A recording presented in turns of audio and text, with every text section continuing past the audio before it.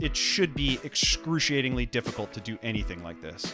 And if you're not having a tough time, it's probably because you're doing something that is inauthentic or untruthful. And for me, once I was in it, once I started selling out of my house to that place, I had no choice but to try to adhere. It forced me to develop values. It forced me to develop very clear value lines that if I want to do this, if I want to do this bread bakery, we don't cross these lines. We do this in the purest way possible, and I'm gonna suffer an immense amount because of it. This episode made possible by Restaurant Systems Pro. With excitement, allow me to introduce to you today's guest, owner at Bub and Grandma's, Andy Kadin. My man Andy, are you feeling unstoppable today? I will do my best to not be stopped. Dude, Alex Coons had amazing things to say about So you. nice. You're one of the first names out of his mouth when I was asking him, who should I talk to around here? Who's doing it right? Who do you respect? Who do you admire? He said, Andy, you got to talk to Andy. You're here. I can't wait to find out who you are, how you got to where you are today. But let's get that motivational, inspirational ball rolling with a success quote or a mantra or just a feeling that you have inside. Yeah, I mean, I would just say brutal honesty, both for yourself and for outward as well. Brutal honesty for Yeah. yourself and for outward. What does that mean to you? The reason why I am doing this right now is because I was brutally honest with myself after a 10-year career writing that I hated it and didn't want to do it. And despite the fact that I was succeeding and having, rising up in the industry and making a lot of stuff, I was unhappy. And What made you unhappy? What was it that you didn't like? first off, I didn't like the hierarchy and in a creative universe working for people who I wasn't really respecting, and having ideas just whittled down for reasons other than their creative quality, more about like interpersonal problems or people's egos. Yeah, politics. Not my thing. Yeah, and I feel like, I thought that a transition into food would be a purer circumstance, and it is not. It might even be more convoluted and complicated and corrosive than. We're getting a little ahead of ourselves now. Yes. Well, I'm interested though. Like, what do you like? Like, maybe give us a little bit more of a clue of what you're talking about, and then as your story unfolds, we can go deeper. Yeah, I mean, I was writing commercials. It doesn't. To me, it was that was my job. I was a copywriter, creative director at ad agencies, and then I left there trying to find peace in writing for television. And I just never felt comfortable or that I was enjoying it. So when you left and you came to the food industry, you said that you left that world and looking for a more pure world, and you said that wasn't the case. Yeah, or so did I misunderstand you? Relative to food, you have the same influences that you would have in the production universe. You have marketing, media, PR. Those forces are extraordinarily powerful in the food universe, as I'm sure you're aware. Yeah. Yeah, go ahead. Sorry. No, I mean, it's your time to talk. Yeah. I'm tempted to start. I feel like we'll go further into this later. I love to talk about it. But yeah, I expected to leap into a world where, we're making a great product, and we put all of our energies into making something that's really pure and simple and honest, and that people will be able to taste that, and that everything that surrounds that process will just follow suit. And it's the stuff around the process that does not, and in fact is basically the same as you'll find in any industry in the world, right? Where the inauthentic are trying to, take advantage of the authentic, jump on board a bandwagon, or, simply just extract money from those people by whatever means possible. We don't participate in any of those things, but it still grosses me out that is our world right now, is that people don't have that restraint or, confidence in what hard work will produce for them, that they have to do it in a quicker way. Yeah, it's disheartening when you find out, when you do all this research to figure out what it takes to be successful in an industry, and then you start to realize that a lot of it is farce. It's just a lot of bullshit. It's a lot of front. Yeah, and the mission statement I told you before we got started is to inspire, empower, and transform the industry. It's really to change the world through inspiring, empowering, and transforming the industry, because I do believe, as a third largest industry behind government and healthcare, that the restaurant industry has the power to influence and make change. And I think they're taking steps to unify and get, the change happens via the unfortunate, political. You have to get involved if you want to actually change the systems and the way that things operate. California is a total mess for restaurants right now. I'm sure we'll talk about this at length. Let's get into your story, but before you do that, like, what are your, like, paint the picture of your portfolio today. Like, what do you own? What do I do? Yeah. So about 9 years ago, we opened the bakery, and by open, we mean like I started selling bread out of my house, which is 5 minutes from here, to a single restaurant while I was writing on a TV show, which was a nightmare, but also really exciting because someone wanted to buy this thing that I was making that I felt like was, real, tactile, something that was created by my hands, something that I built up from literally nothing into something. So were you the entity Bub and Grandma's at this point, or did that come later? That was when we first started selling bread. I was like, I guess I got to figure out what this is called. Legitimize this. Yeah. So yeah, I was going to name it Bubs, but there's another Bubs in California. So just for safety's sake, not in LA, but we no offense to Grandma, Bub and Grandma's are my two grandmas. One's Bub, one's very Grandma. New England of you. Yeah, it feels that way. Yeah, they're Westchester and Philadelphia, so adjacent to New England, but tri-state area. Right. So the bakery, which is now, it's in a 6,500 square foot bakery space, about 5 minutes from here. We're at the restaurant, and that is, we're a wholesaler. We sell bread to about 170 something restaurants around town right now. Restaurants in small markets. And then in 2019, very shortly before the pandemic, we signed a lease on this retail location, which is about 5 minutes from the bakery, and opened the restaurant in 2022, in September of 2022. Awesome. Yep. Beautiful. So I guess now that we know where you are, also getting a lot of attention, I would say, a lot of industry accolade, a lot of recognition locally. Yeah, without soliciting any, which makes me feel good too. Yeah. Which is awesome. Yeah. And I would love to learn more about what that looks like and how we can recreate this where we're from or wherever we're listening to this. But back to the beginning, man. Yep. Where does it make sense to start sharing your story? Yeah. I mean, I would say, disillusioned writer, unhappy, trying to figure out how to not be an anxious mess. I would go to work and immediately, I had just moved across the country to Los Angeles for a job. Didn't know a lot of people here. Would show up to work and all of a sudden not be able to breathe. What year was it when you got here? This was 2009. Okay. So 6 years before you throw in the towel with Correct. writing. Yeah. And I mean, I had already been doing it for 4 years prior to that. Where were you the first 4 years? In New York and Boston. Okay. Yeah. So I was working in an ad agency in New York called Euro RSCG, and then I worked at one in Boston called Modernista. You went to Bates University. Bates College, yeah. Shout out Lewiston, Maine. That's right. Yeah. And what did you study there? A different LA, Lewiston, Auburn. Yeah. I studied philosophy, naturally. Okay. Yeah. Thus why I'm always so conflicted in changing directions, because I'm, have a philosophical approach to things. Yeah, man. Yeah. I loved it, though. So you find yourself, when did you start writing? How old were you? Probably in college. Okay. I was writing, had a music review column for the newspaper, and was involved with the college radio as well for a bit in college. And it kind of got me connected to thinking maybe I'd want to be a music writer. Yeah. That after a quick internship in New York City, I was like, I'm not doing that. That's horrible. And just moved to New York, started working at a couple different bars, restaurant type places, to figure out how to be a human adult in the real world. And it took a while. I think 2 years before I got into advertising. Most of the times you have to go to ad school, grad school. But I snuck my way in.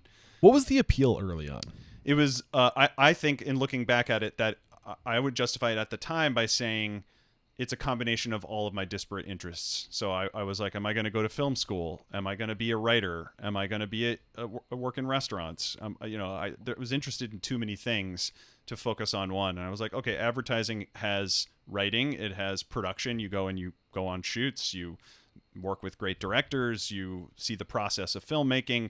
And it's a toe dip into all of these different arenas to see which of these feels right to me. It's and maybe I universal. would go... Right. focus in on one of them, but once you're in there and they start paying you, you're like, oh, this is nice. I could do this, until you start getting that kind of acid feeling in the back of your throat, and you're like, oh, I feel gross. Right. I'm selling all of this garbage that nobody needs and trying to emotionally manipulate people into Right. buying crap from Best Buy. Well, I mean, and I think too the appeal of marketing, and if you're somebody who, like I am, who finds human behavior, human, just sociology, philosophy, like it's the study of us over time, or like, as I believe you probably have that interest with somebody who's focused on philosophy, Sure. right? I think marketing is so tied to human behavior and like influencing and really understanding how people tick, and then using words to influence and persuade. If you're interested in that, I saw the appeal when I went to school for marketing. That was the kind of the understanding how to communicate to people was appealing. I mean, it's a huge. Now that I'm here and I'm doing this, and we don't pay for marketing, and we don't do a lot of the things that a lot of other restaurants do, or food businesses, or small businesses in general. I'm very thankful that I had all of the experience that I had in advertising and marketing, because it afforded me a skill set to. Your brand is awesome, by the way. Oh, thanks. Yeah, I owe that to Club, who is our designers, who are wonderful. Nice. Literally right around the corner. But yeah, the experiences that I had as a marketer at working as someone who's trying to sell Toyotas or whatever, I feel like that experience was invaluable. Not just for showing me what I don't want to be for a career, but showing me how to effectively connect with people, and not in an inauthentic way like most marketing does. Right. Yeah. Right.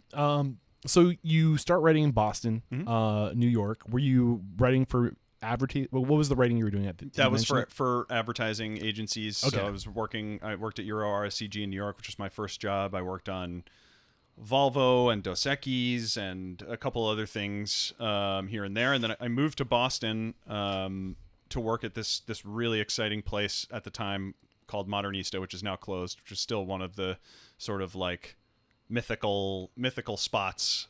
Just a special, super creative place that did a lot of weird, interesting things in the ad sphere. Okay. That doesn't say that much, but like more interesting than the typical ad.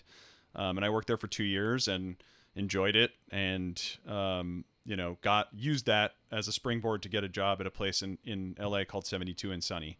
And I moved here, and that was kind of like the hot shit agency at the time. It was really exciting. I was moving across the country, which was also really exciting, always with the full intent to move back to New York, but never made it back. Yeah, the weather's really nice. Yeah, it's what am I going to do? I just came from Phoenix, where it was like 100 and plus degrees every day. Like things were literally melting on the inside of my camper. And to be in Kim Arroyo, where it's 75 and just breezy every day, I'm like, I get the appeal. Yeah, I get it. It's hard. It definitely softens you as a person. I was a gritty kid from New Jersey, lived just outside New York City, and I spent a lot of time in cities, and LA is its own wacky thing. I'm still not even certain that I love it. I love aspects of it, but there are other aspects of it that drive me absolutely insane. What parts of it do you love? I love, as we talked about briefly before we were on mic, I'm a big cyclist, so having access to the Angeles Forest and other areas right nearby, you can just get out and be gone. I'm a big climber. I love the climbs. But just having that so close, and so many different kinds of landscapes. I'm not much of a beach guy, but just having it there adds so much. And we're obviously on the other side of town right now, and beach doesn't enter the picture, but just the ability to get out into the woods as quickly as humanly possible, like within 10 minutes, I'm out there. Is incredible. And you can do it year round. I mean, the nature on the East Coast, the Northeast is beautiful, but like, we talked about Maine. I went to college in Maine. It hurts. It's like it's so cold it hurts. Yeah, I don't need that anymore. Yeah. Only like toe dips. Only just getting there and then leaving. 8 a.m. to 4 p.m. sunlight is also a huge bummer. Yeah, we have that too, but it's it's not as bad when it's 72 degrees. Right. Yeah. Exactly. Yeah. So, those are the things you love about Los Angeles. Mm-hmm. What are the things that, are more a struggle? Driving, and drivers specifically. I think LA, by the nature of it being an automotive city, breeds just by the nature of that, when you're going anywhere, you are in your private metal box that no one else can hear what you're doing. No one can really see who you are and what's going on. So everyone exists within their completely personal, selfish worlds when they're behind the wheel of a car, which produces just, chaos on the roads. Right. Not to mention as a cyclist, but just literally driving to work every day is just infuriating because no one gives a shit about anybody else when they're in their car. A lot of times when they're out of their car.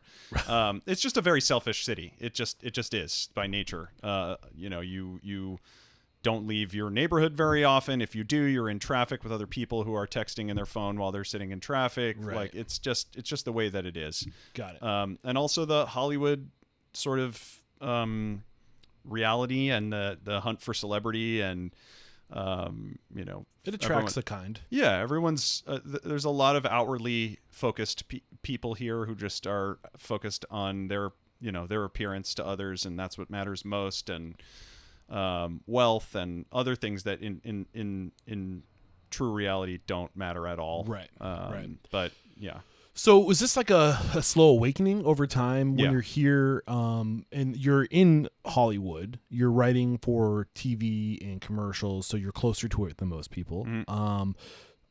At what point, I mean, I am interested in like what your past has given you that has benefited to your career today. Like how are you a better restaurant owner today because of what you learned doing what you're doing?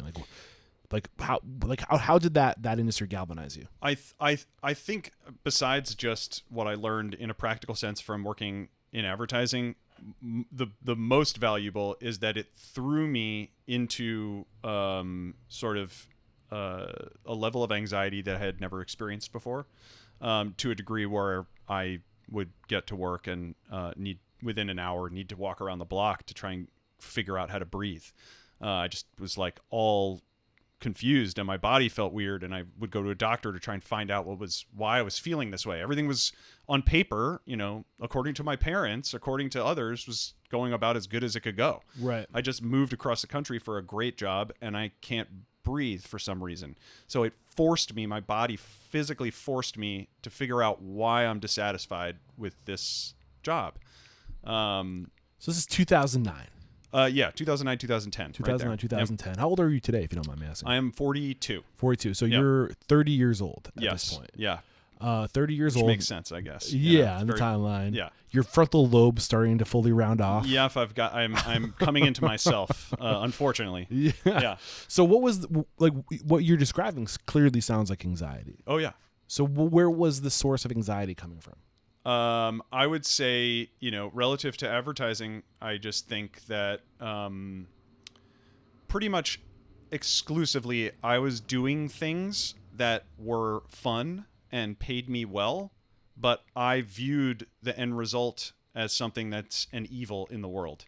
In what way? Go into that. Like, I believe that most marketing, not all, is intent on manipulating people into, buying their crap. Right. And that crap is made cheaper and shittier and louder, and just every year after year, prices go up, quality drops, and they push the product harder and harder and harder. And, unfortunately, whatever people see on repeat over and over again, it gets implanted in them, and they just, go out and buy those things. And it just didn't feel good to me to be a part of that. What up, Unstoppable restaurant owners and operators? We have to interrupt today's video to let you know that Restaurant Unstoppable and Restaurant Systems Pro, we're taking our relationship to the next level. Beginning in July of 2024, Fred Langley, CEO of Restaurant Systems Pro, is making himself available once a week in Restaurant Unstoppable Network to answer all of your restaurant systems questions, whether it's the profit margins. He will look at your P&L. Bring your P&L. He will take a look at that. He will dissect it. He will help you find your profit, whether that be through budgeting, inventory management, costing recipe cards, labor, checklists, you name it. He is a master of restaurant systems, and he's making himself available to you. Fred Langley and Restaurant Systems Pro started as a consulting firm, and for over 16 years, they've been helping their clients increase their profit by 10% or more. What are you waiting for? Click the link below to join our Facebook group, Restaurant Unstoppable Network. I don't know if I'm the original person that ever said these words. I don't know if these words specifically have ever come out of the mouth of another person. Probably. But I've been saying it over and over and over again lately. I believe marketing is the bane of human existence. Yeah, I think so too. 100%. And it's getting worse and worse and worse, and government is allowing it to penetrate our daily lives more and more and more. And I truly believe that way of speaking to people and trying to convince them to buy things, not via the merit of that thing, but by the attached brand of that thing, the influence that can be purchased, huge lie, like huge vanity lie. metrics, you know? Huge lie and huge manipulation that, you know, you can look at it as some giant evil corporate sort of approach to things, or you can just look at it as an unintentional effect of like repeating all of these things over and over again in our face in all directions. Well, I think too, it's weird. It's like I've literally heard somebody say like these words where, you know, when it comes to friends and family, like I'm the nicest person, I'll do anything, but when it comes to business, it's gloves off. Like it's like screw the other guy, it's about winning. Yeah. And I think that it's like for some reason there was a period where like that mindset was accepted. Yeah.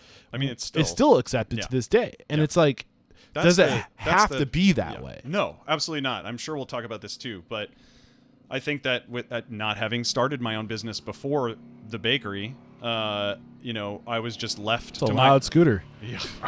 we have, as I was saying about car culture, you know, I was just left to my own intuition and the intuition of the, you know, the great people I happened to bring on board to work with me on this thing, to try and figure out solutions to all our problems in a way that didn't try and push things down people's throats, didn't try to, you know, bump up what the qualities of our bread or try and make it something that's more than it was. If you like it, please buy it.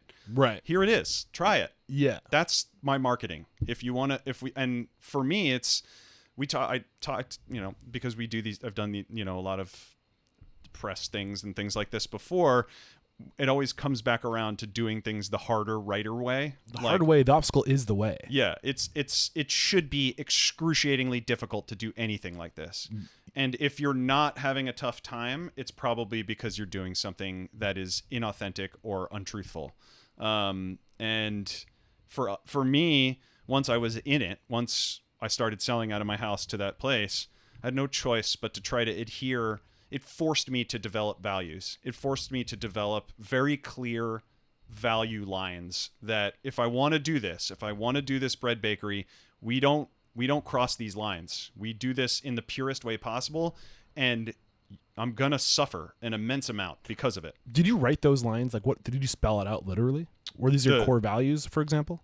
I mean, not specifically. It's just things that I repeat sometimes because I speak to our staff, or I've talked to press or talked to other people about like why I think this place works or connects with people. Because we try to make it undeniable. Yeah. You know, try to make it so that this bread is as pure as possible. We're open about everything that we do and why we, you know, everything needs to be as pure as we can possibly make it within the realm of reality right now. You're inspiring me, man. Right now. Like, honestly, no, like, honestly, living this lifestyle that I live, I question myself. I'm like, am I crazy for doing this? Probably. Yeah. So am I. Exactly. Yeah. But at the same time, it's like, I wouldn't want to be any other way. In my mind, it's like, this is the only way I know how to do 100%. This. And to make it be the right thing to do. Yeah. It doesn't mean that the learning stops. It doesn't mean like you establish your values and then you're like, I know everything and I'm going to stick to these values because they're right. It's the more I learn, the more I realize I don't everything know gets blown up over and over again. Yeah, and it'll always be like that. And it should, if at any moment, I mean, I wrote this small book during the pandemic that was published, and you know, it's basically that the first line of the book is that I don't know what I'm doing. Yeah. I don't. And I know how to do the specific things that we've gotten through to get this business off the ground, and I use my best intuition, and I read books, and I talk to people who've done it before, and I trust in my staff, and I, you know, like all of those things are there, but none of us really know what we're doing until the day we die. Right. We're just children. We're just kids who are in bigger bodies, and we're trying to figure it out. And to me, my figuring it out has to involve doing it the way that I know is the rightest way right now. Right. And that refinement of the rightest way will ever get narrower as I go forward. Yeah, I think that statement is true for the individual, Yeah. and it's also true for society. Of course. It's like a collective truth. Yeah, and we, Like- we build to these like thresholds where like nothing changes, and then the world swells up in frustration that nothing's changes, and then hopefully it flips over the edge, and becomes something new. Or it gets shut down by overpowering governments. But, So what was your breaking point in Yeah. Hollywood? So after advertising, which was basically a walkout, I just determined one day that I needed to get out of there, and I quit. I started freelancing and trying to write scripts, and I ended up working on a show on Comedy Central, and it didn't. That was really cool. It was a really amazing experience to actually work on a show, but it was basically the same feeling that I had in advertising. It was like, okay, I don't really like this end product anymore. And I have to go through another 10 years of not liking the end product before I can do one thing that's mine. And that may sound selfish, but it's also that I just knew myself. I wanted to do my own thing at that point. Right. Especially because I had benefited all of these, maybe not really, but my job was to benefit all of these brands that I didn't respect. So once I was sort of feeling that writing was not going to be the thing, food was next in line always. And while you were writing, was food always in the background? Always. Yeah. Especially, it started as more of a hunting down interesting new things, just always being, not like anybody else, just nothing crazy, just whenever it was an opportunity to eat, I would want to try and find something great or go to that place that I know is great. I didn't want to sacrifice any meals. And then at home would try to cook things and projects and long-term projects and fermentation, and just always trying to explore and read and watch and grow in all aspects. I still am doing that with the 5 minutes of time I have outside of this business. But yeah, so tons of cooking, tons of eating and exploring. And then when the time came to kind of focus this in, I started writing business plans and just figuring out how am I going to do this? Are these things even going to work? I need to see it on paper so that the function is actually there. How soon before you started writing your business plans did you actually leave the world of Hollywood? I didn't. They overlapped. Okay. So literally when the bakery for the first 2 years of Bub and Grandma's operating, So 15 to 2017? yes, something like Okay. that. 14 to 16, really. Got it. 14, the latter half of 14 and all of 15 were me, and then 16 was when we got a space and started growing. 16 to 18 was that, and then 18 was when we moved into our actual full-on bakery space we're in now. Got it. So the first trigger was realizing that you weren't happy. Yep. Knowing that you had this other part inside of you, this desire to pursue food and your curiosity around food. And then the first step was getting it on paper. Yeah.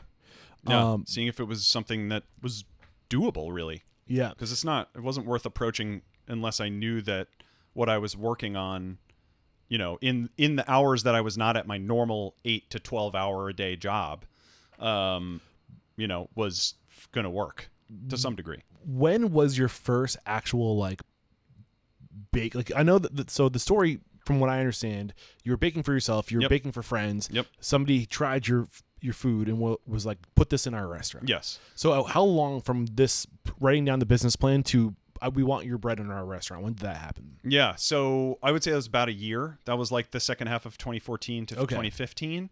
I, was writing on that TV show and was taking freelance advertising gigs. And I just kind of, the first business plan that I wrote was for a grocery store. A sort of gourmet grocery store that had sandwiches and pre-made food and coffee and all of that stuff. And in doing that, I realized how wildly difficult having a grocery store with pre-made food and fresh, farmers market produce and all that stuff is. It's just everything is slowly rotting, and you have a timeline Right. to turn that rapidly decaying food once it's out of the farmer's market into pre-made food that you can then. It's it was too crazy for me. And I pared that down to the part that was the most exciting to me, which was sandwiches. Okay. And is still the most exciting to me. And Yeah. But so in order just to start thinking about sandwiches and, making great sandwiches, the bread is the most important part. If you start with crappy bread, you can't get it back to a good sandwich. You can get it to a decent sandwich, but you can't get it to great. So I was just like, pivoting to focusing on a business plan about a sandwich shop, small sandwich shop, and also making bread in-house. So I knew how to talk to bakeries about what I wanted for my shop. And the whole idea at that point was like, I'll just find a closed Subway or Jimmy John's. I'll make 125 sub rolls a day or something like that in the shop, or have someone make it for me and deliver it there. And then when it's out, and that's it. And it'll be like 4 employees, and that'll be it. However, in committing to baking bread at my house, I did it every day for about 6 months. Wow. And was just kind of, I did it too there was a period where I was baking bread like that. Yeah. And I wasn't giving it away. I was just eating it all. And I think I got myself sick on bread. Oh, yeah. Is that possible? It's possible. Yeah. I've been there. I've been there when it's literally the only thing you're eating because you never leave work. And you don't want to go to waste. No, it's good. It's just you're tired of good. You get tired of good. Yeah. You find out a lot of different ways to eat bread. Yeah. So anyway, I had to share that. No. So you share the story. You're thinking, you're kind of just reverse engineering everything. You're like, This is what I want. I need to figure these things out so I can have those conversations. Yep. At what point, and I love the fact that you're doing a lot of things right at this point. I want to point out, you're focusing on doing one thing really well. Yeah. You're focusing on turnkey operations where you go into a failed business and just move right in. You don't have to put any money into the business. Like, where were you learning this stuff? Was this just instinct, or some of it was intuitive? Some of it was via conversations. Yeah. When it became apparent and I started putting pen to paper on business plans and just kind of learning how they work. Pro forma, just figuring out what you're going to need. The nice thing about my prior career, which was continuing in the first year and a half or two of the business, is that it paid well. So I had some cash on the side. I hired a couple consultants and things at the beginning that none of which worked out, none of which provided much value to me. Most of the value came from cold calling, talking to people, writing emails. It was the same way that I got into advertising without going to graduate school. I sent, letters, hundreds of letters to creative directors across Manhattan trying to get a job. And, you write 150 letters, try to be funny and connect with people, and you get one response. And then that one response turns into an interview with somebody else at a different bakery. It just kind of goes like that. Yeah. This is the same situation. Takes one break. Yeah, it just takes one. So, just reaching out to various bakers around the country. Will you let me come stage there for free? I ended up working at a sandwich shop in Hollywood called Potato Chips that's still there and still super solid. I just was like, hey, can I come work Saturday and Sunday for free? This is while you're still writing. So you're on your days off. You're choosing to go stage. Correct. And that was like, I worked at Potato Chips for almost a year. So I was doing that Saturday and Sunday for almost a year. And they weren't paying you. You were just there free labor. Eventually they had to pay me. Right. But that's what will happen is like you're the average of those you surround yourself with. Don't go looking to get a full-time job. Like whatever spare time you have, like go make an impression, develop relationships. Somebody's going to leave.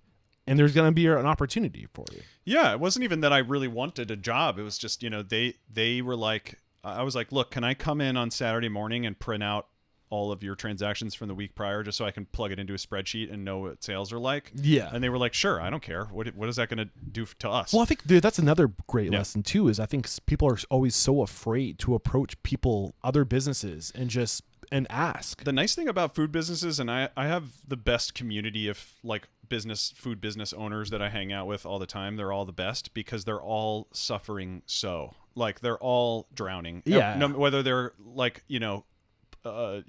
manufacturing money or they're like, right on the edge of failure. They're all suffering immensely. And just having a community like that to talk about the suffering and to talk about how, what did you do to end this small part of your suffering? Misery loves company is what they say. Yeah, we are many and we are strong or we are weak, whatever. But yeah, that was a huge part of it, and just talking to people, and some of those people have become my best friends right. over the last 10 and years. It's interesting because you'll hear like the outlier be like, oh, like they're a clique, and it's like, what have you done to try to be a part of that clique, or just are you ask just questions, assuming, like literally, not literally, but 90% of the people who email me, and maybe this is a bad idea on a big podcast, like 90% of the people who email me, I write back to and try and have conversations with, who ask for advice or whatever, because that was me. Yeah. I will say you were typing really fast earlier today when I was setting up. I was like, man, that guy can type. I was a guy writing on a computer for 10 years who hated his job and then became a baker and then became a sandwich maker, and now I'm writing emails on a computer again. Yeah. It's much better now, but yeah. So what were your what was your biggest challenge in the first 2 years from, idea conception to first wholesale client? I would say, first off is the product, and making sure that I had, it was also that the first product that I was making was not the standard first product that a bakery makes. What was it? It was small square ciabattas for individual sandwiches. And, I started with that, and I had to make it consistent every single day in a very freeform, high hydration dough that's difficult, especially when you're doing it at home. Right. Well, you are in a part of the country that makes it less difficult. Yeah, I mean it's drier, and there's relatively consistent temperature and humidity. It's enough year over. I mean, from winter to summer. Sure, that part is great. I mean, we still have a 20-degree swing in the bakery, and that's we have to adjust every single season. Right. That was something that I didn't truly understand when I first started, and the whole process of this entire thing, of all these businesses, is just developing systems. From the very first time that I made bread and found something about the process that I either liked or didn't like the liked stuff froze in time, and the didn't like became a variable. And that kind of process is the same process that's happening now. Anytime a mistake is made, anytime we learn something about the process that provides results that are not in line with what we were hoping for, you have to create a new barrier that prevents you from going down that road again with the system, so that you do not ever encounter that issue again, and create like talk about like bowling lanes all the time. You kind of inflate your bumpers that are in the gutters to help keep you on track towards the pins. And the more you inflate them, the narrower the path gets, and the easier it is to get a strike every time. Right. So our goal is to inflate them as much as possible without preventing the ball from going down. What's interesting is what you're describing with systems and processes. A lot of people they think of the systems and the processes like that's like the control, like that's not culture, like that's the opposite of culture. Yeah. But the truth is, it is 100% culture. It's the things when you think of a culture, it's like rituals. It's the things that communities do. You wake up, you make your coffee, you brush your teeth, you make your bed, you make your breakfast. Like those are things that you're doing every day. That's a process to get ready to go to work or to go to school.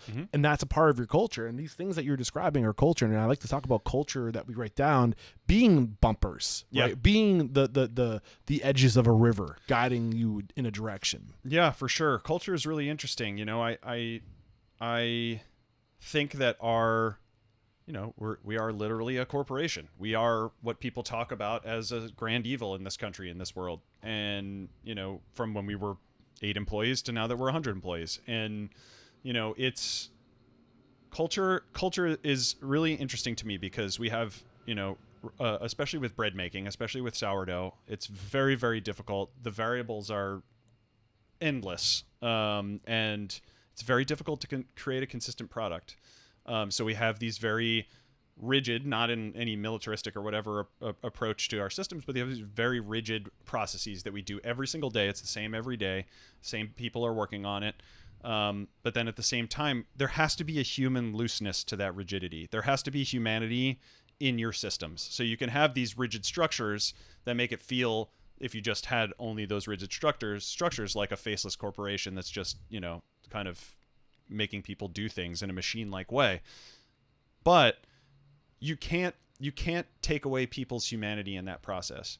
And for us, it's not like that's a system in itself. It's just that I'm a human. I'm fallible and goofy and make mistakes and really care about these people's lives to my own. Like everyone has to be everyone who's part of the system is a human being and deserves to be treated as such, which means you can't just approach things as a rigid, variable-less, I'm curious, culture. if you had to break it down. So you're describing right now order and chaos. Yep. Right? Yep. Are the two extremes Both that are you're necessary. talking about. Yeah. Order being systems, processes, procedures, chaos being the human element. Yes.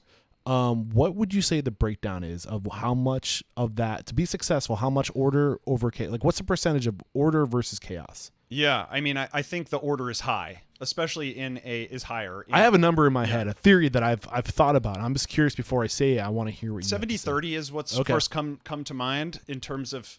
I think it's different between our two businesses. The wholesale bakery, because it's focusing on the bread process, which is like an extraordinarily rigid process. Like, you cannot futz around with sourdough. You cannot let the temperature or humidity or other elements kind of go without thought.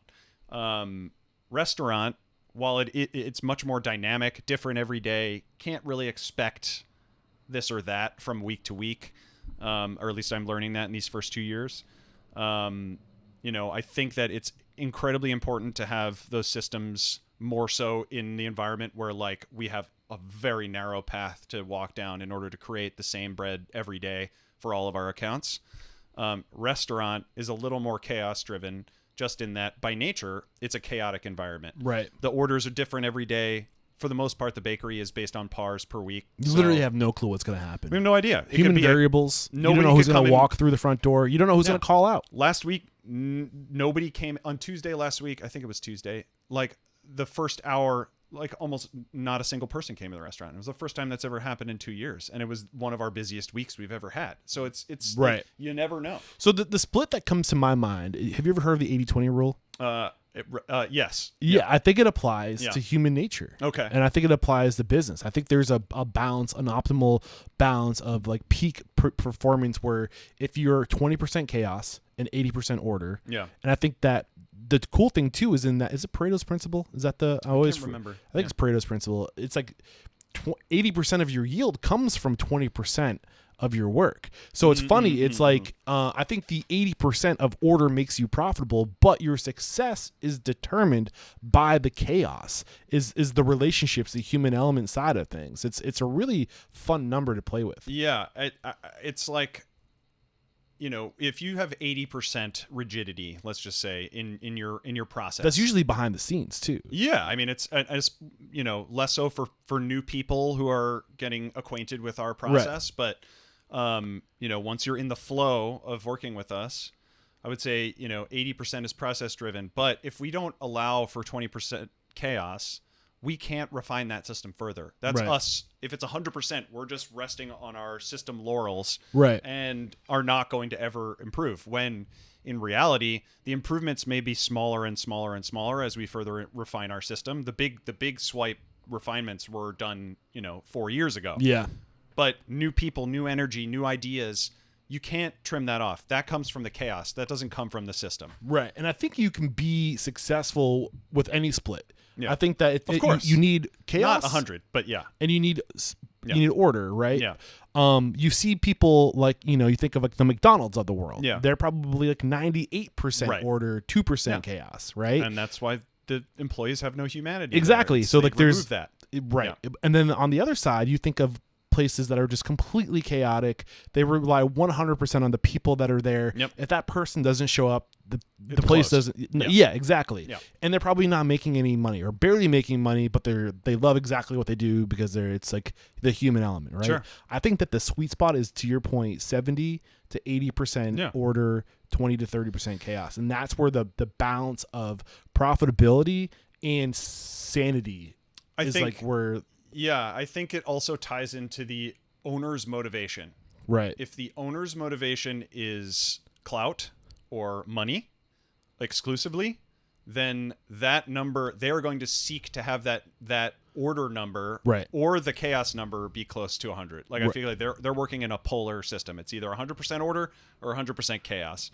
And that's the only way they can operate, based on their motivation. I'm going to extract as much money or as much of my own face in press as possible and satisfy my needs, in ignorance of what my people are doing and what's going on. And I see that a lot in the food world. So your biggest challenge back that first 2 years was just figuring out the balance between order and chaos. And in my personal life as well. I it was also that 3-4 year period where I was discovering my anxiety, discovering a lot about myself and what I want and who I want to be and why I wasn't that already and how to get there and what the path is going to be like. I started seeing a therapist around that time that I left advertising. I had Bell's palsy 4 times in the first 2 years and half my face became paralyzed. All sorts of really intense stress related reality. It just presented itself in a way that I had never experienced before and had no choice but to deal with those things. What was at the core of your stress? Like, what was the fear what was the thing that you were afraid of? I wanted to not lie to myself. I wanted to be 100% honest with myself about it forced me to create my own values. It was something where that conflict of being a person who is driven to create, driven to write, driven to take photos, driven to make film within the confine of something that was not right to me, invalidated whatever I was creating. So I would say, and I remember people telling me, like friends telling me this at the time, they would congratulate me on a commercial that I made that was on TV and was in front of everybody. And I would say, oh yeah, it was okay. I was like, well, I would always undercut whatever it was because to me, it was bullshit. To me, it was not the pure, maybe before it was an ad, it was art in my mind. Right. Ads can't be art, period, in my mind. They can be artistic, but it's not expression if you're selling something. Right. And also it's so diluted by the time it comes out anyway that it's all garbage. Even if it's good, it's garbage. That's just me. I know I have so many friends who work in advertising marketing and are all some of the most brilliant people that I know. But I can't deal with that conflict. Like that conflict to me cemented my value of being 100% truthful and open, sometimes to a fault. That kind of set up the backbone for my life and by proxy these businesses. Got it. So you're dealing with this while you're trying to break off and do your bakery thing. This is all happening at once. Yep. At what point did you throw in the towel with writing? So the first year or so, let's say 2015 to 2016, I'm baking out of my house every day. I finished that show and was doing little ad gigs here and there. I was progressively starting to get more interest from other accounts. So the restaurant that was my first account is Dune. It's in Atwater, 5 minutes from here. Still killing it and lovely people who own it. And the food is great. And they just took it upon themselves to put Bub and Grandma's on their physical menu.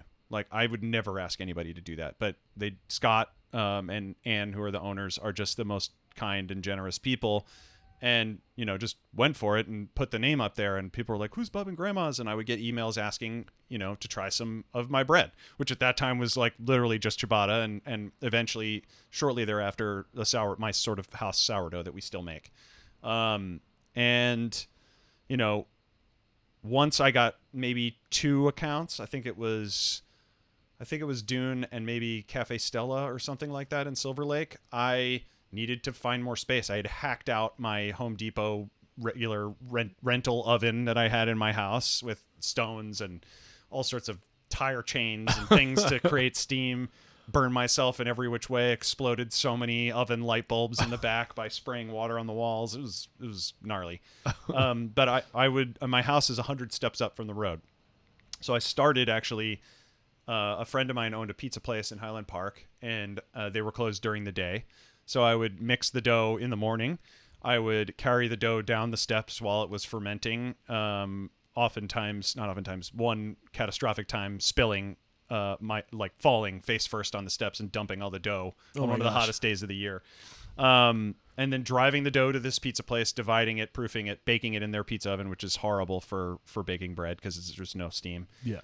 Deliver it and then go drive to an ad agency and work 8 hours, and then How long did you do this? A year and a half? so that was probably 6 months. 6 months? And then once I, the first 6 months was like every 2 months I was trying to graduate to some kind of other, bigger, more efficient baking scenario. Were you trying to find more clients or more customers? No, all of it was word of mouth. I never So just reached doing out. the right thing for the current customers you had. Correct. Yeah, with no. The goal was still to open a sandwich shop, not a Right. bakery. I had no intention of opening a bakery. Okay. But the momentum kind of got going, and I got a lot more inquiries from exciting places, and Squirrel, and Yeah. the cookbook was the first market that I sold at, which was really cool. The cookbook? Yep. What's that? It's there's a few of them now. It's a small gourmet market. Got it. I think there's 3 right now. There was one back in the day in Echo Park, and that was like a big coup for me to get in there. Okay. When did that happen? That was in 2016. 2016. And Yeah. why was it a coup? Just because the bread world is weird. There's the old guard, and they progressively get larger and sort of less personal, less artisanal, more machine made. And then it's kind of like coffee. There's waves of bakeries that come. Now some of my former bakers are starting bakeries and are coming up in LA as well. So for me, it was like at the time there was Lodge Bread and there was Clark Street, and those were the 2 that were kind of doing things that I was really excited about at that time. And then there were bigger bakeries that had been long established, like La Brea, and Diamond, and Rock and Wagner. Like those are the more big industrial bakeries, and they're Rock and Wagner's still around. The other 2 are not, but it's something where I'm trying to get in and trying to figure out how to do something that is normally done in a very large, very expensive space with huge pieces of equipment that with no money and no idea of how to make that leap, no idea how to start a business. Other than writing the business plan, which I'm like reading on, a bunch of websites and books about how to do. Nowhere near what you ended up actually doing. No, and I was like looking at it like, okay, all right, we're going to have to build in a little bit of room for wholesale now because we're wholesaling a little bit. Well, there's a few different ways. There's the write the business plan, go out, get capital, and sell your vision, and stick to the plan, or the minimal viable product where just start and just what happens happens. Yeah, that is what happened by default. So at a certain threshold, and I was baking at the pizza place, and then I was baking at another small upstart bakery. I believe it was called K&B Bakery, which was baking out of a commissary around the corner. So like in the 3-hour period between when their dough was proofing and they had baked their morning stuff, I would just go in and use their oven and pay them for their time and deliver my shit. Then I started doing it behind Clark Street when Clark Street was still at Grand Central Market, baking there. I would go in and bake use his mixer, an actual professional mixer, actual professional electric deck oven, and would bake on his stuff. When did that happen? That was also in 2016. 2016. Yeah. So that was the last step. So I mean, what's the lesson here? If you can distill the lesson, like what's the takeaway? Hack it by any means possible. And I bent a lot of rules around that time, a lot of health department, whatever, permitting, whatever. I was just like, I need to continue baking this bread. I am going to continue to develop my understanding of how this all works. Right, but if you're moving around fast enough, the health department can't catch up with you. They don't know what they're doing anyway. They don't know where you're going to be every day. So like it's like you can kind of circumnavigate and as long evade. as you're moving as quickly as possible, as I did, I guess. Don't get comfortable in one spot. You may lose your mind in the process, as I did multiple times, but baking on those real, like putting my dough and the bread that I was developing into those like real professional pieces of equipment. Disclaimer: we're not telling you to avoid. Just throw that in there, but of course, what happens in the early days. Sorry to cut you short. No, it's all good. I feel that. Yeah.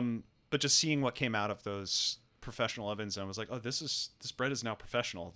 This looks really real. Like, and feeling pride in that on a daily basis, and feeling also just the process of making bread. You said you've been doing it. It's magical. It doesn't really make any sense. It's like no a matter pet. how much you know about it. It's a pet, and you're keeping it's a living organism or a community of organisms. Just that thing comes out of the oven every day looking like it does, and you're like, God, I cannot believe this is happening. I did that. Yeah, I did this whole thing, and I'm going to do it again tomorrow. I've and nurtured it's like you. I've had generations of you. Yeah. Like it's there's something cool. I wish I could. There's no way I'm dude. baking Not in on my the road. camper. Yeah. My culture has since passed. All right. But I mean, this is kind of, I'm just curious. This is just look, before we go down that road, I think the other big takeaway that I want to pull from your story up to this point is that you can't do it alone.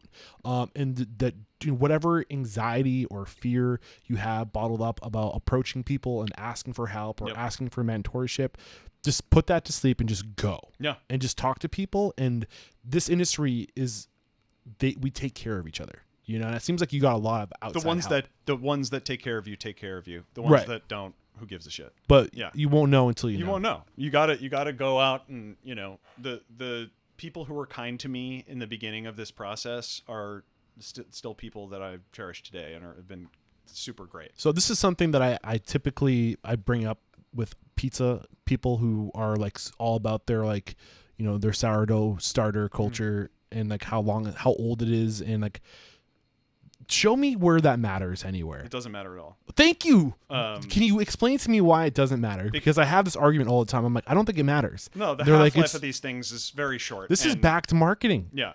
I mean, it is. It is. It's. I'm happy. Look, to keep a starter alive for 200 years is something to celebrate. That's cool.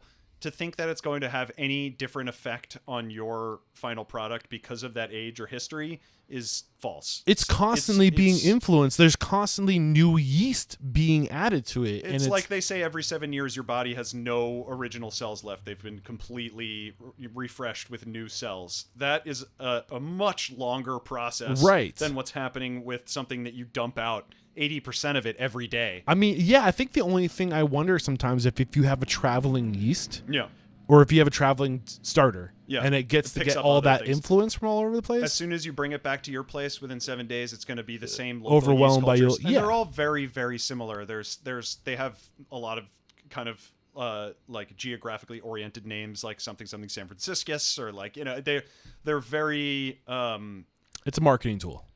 Yeah, I mean, I wouldn't even go so far as to label it that. It is used that way sometimes, but I think people have a lot of pride. Nostalgia. It's just it's a warm feeling to know that someone in France 200 years ago was using this same leaven that you're using now, but there is no real thank you for putting that to bed for me. Sorry, everybody. I mean, I'm an aromantic. I've been kind of making this argument with people. I'm like, does it matter? I'm like, show me the science. Anybody can show me the science. It's just sweet. It's very sweet. Yeah. All right. So back to your story. Yep. So we covered the first 2 years from like 14 to 16. You start getting these accounts. You start having this like professional commercial oven to use. Yep. Are you still writing at this point?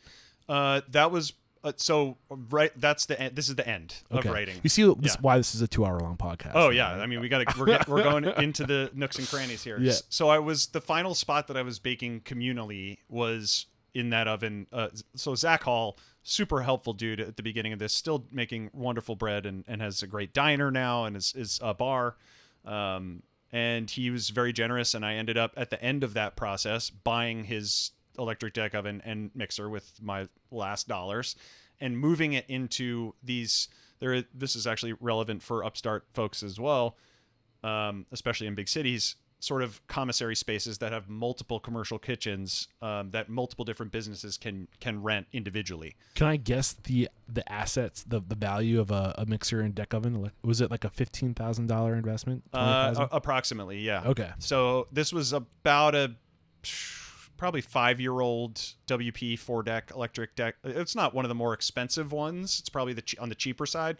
New, it was probably $30K. Okay. And the mixer's probably less than $10K, but I bought them for I think $14 together. Okay. And how long were you using those two? At least no. So the 3-deck I ended up selling to my first head baker that I hired, Kevin Morton, who is now out in Cali Mesa and has a bakery called Village Bread. Cool. I might send you nice. That way. He's a joy of a human. So once we moved into that commissary space, which was 290 square feet, it was a very large closet. It fit the oven and the mixer, a work table, and a Metro rack, and it had a 3-comp sink in it. That was it. That was literally it. No windows, just a hot box. And I was in there with the 3-deck oven, and within 3 or 4 months, I was like, I need a bigger space. This is not working. We had 2 employees at that time, Kevin being one of them. And I knew shortly after that point that Kevin was going to leave to start his own bakery, which I knew before he joined on. And then Chris, at that time, who you met earlier today, Christopher Lear, who's our head of bread and pastry now, joins the team. Yo, that donut. Yeah. Way to go, Chris. Yeah, he knows what he's doing. And I don't know if I was eating that donut on camera. I think I ate most of it off camera before we started, but it was good, man. There's more where that came from if you need to run it back. Oh, man. So I'm in this 290 square foot closet. There's a 600 square foot kitchen in the same building that had a tenant leave. And so within 4 months, we're like, okay, we got to break the lease on this tiny place and move across the hall to this slightly larger pace. And that was the point when Kevin left to do Village Bakery, and Chris came from Tasting Kitchen and Mozza. And this is 2016. This is 2016. Yeah, Got it. This is the end of 2016. And at this point, you're 100% full in on baking. Yeah, so there were little gigs here and there, but for them almost exclusively, that was full on. What were you feeling at this point when you were Fear. able to get? Well, yeah, but like, what about being able to get away from this world that was like just sucking your soul dry? It was huge in just that. Oh my God! Like we have enough money to pay payroll, and for me to make a very small amount of money. Less than everybody else. How much for a money long had you time. put away? Did you have a runway, like a safety net, like a security net? I had I think egg? I had like 85 grand. Okay. I think in the bank. You probably had 100,000, but you bought that new deck oven. That and, is correct. mixer. Yeah, and within a year that was gone. Yeah. I was basically living on that. But you had a year. Yeah. And I think that's one thing that's really important is when you're getting started, there's two things you can do. Yeah. Limit your liabilities, i.e. whatever is pulling from whatever liabilities, going thing, out like the your door. monthly expenses for you personally, eliminate as much as possible and have something to fall back on. Totally. 100% the biggest reason why restaurateurs fail is because they don't have operating capital. Yeah. They don't have that runway. We'll get to that when we talk about opening the restaurant. Right. Well, not even operating capital, but just personal capital to like cover your own personal needs and liabilities. Yeah, I'm now very well familiar and continue to be familiar with riding the edge, and it's not a happy place to be. Yeah, tell me about it. Yeah. Yeah. So 2016. Yep. You move into this new space. Yep. Like what were your challenges now? Now you're full in. Yeah. You're making payroll. Like bring us to your pain points. What up, unstoppable restaurant owners and operators? We have to interrupt today's video to let you know that Restaurant Unstoppable and Restaurant Systems Pro, we're taking our relationship to the next level. Beginning in July of 2024, Fred Langley, CEO of Restaurant Systems Pro, is making himself available once a week in Restaurant Unstoppable Network to answer all of your restaurant systems questions, whether it's be profit margins. He will look at your P&L. Bring your P&L. He will take a look at that. He will dissect it. He will help you find your profit, whether that be through budgeting, inventory management, costing recipe cards, labor, checklists, you name it. He is a master on restaurant systems, and he's making himself available to you. Fred Langley and Restaurant Systems Pro started as a consulting firm, and for over 16 years, they've been helping their clients increase their profit by 10% or more. What are you waiting for? Click the link below to join our Facebook group, Restaurant Unstoppable Network.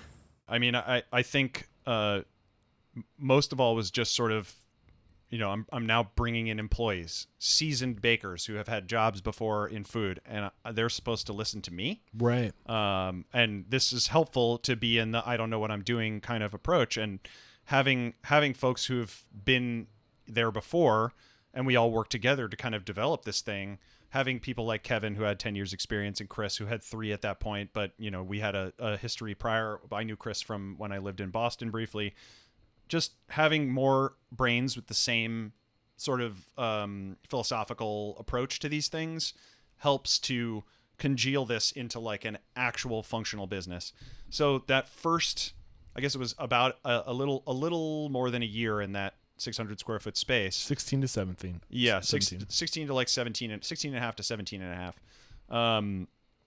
We're massively expanding. Basically just filling up to the entire How many edge of the clients space. did you have when you moved into that space? When we moved into that space, we had 8. Okay. When we moved out of that space, we had 50. Damn. And when we had 50, which was, within a year of being there, I think we probably had about a dozen employees at that time. What were the biggest things what was your, was there a pattern into how you're getting these new clients?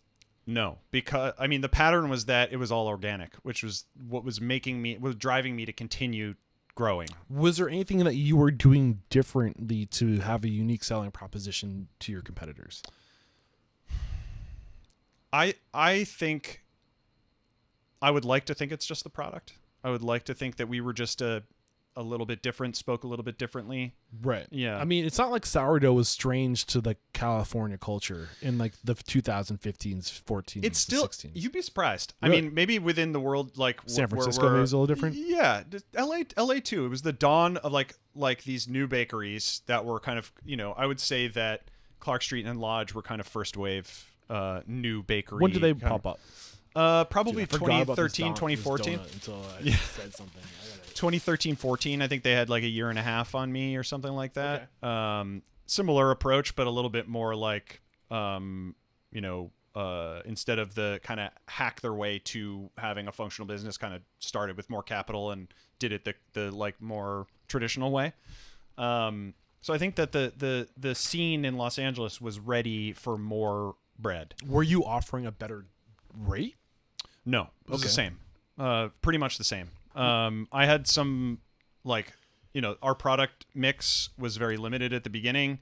And it took a little while for us to fill that out to create a product offering that competed with these other bakeries, because people don't. I know that as a both a customer and a vendor.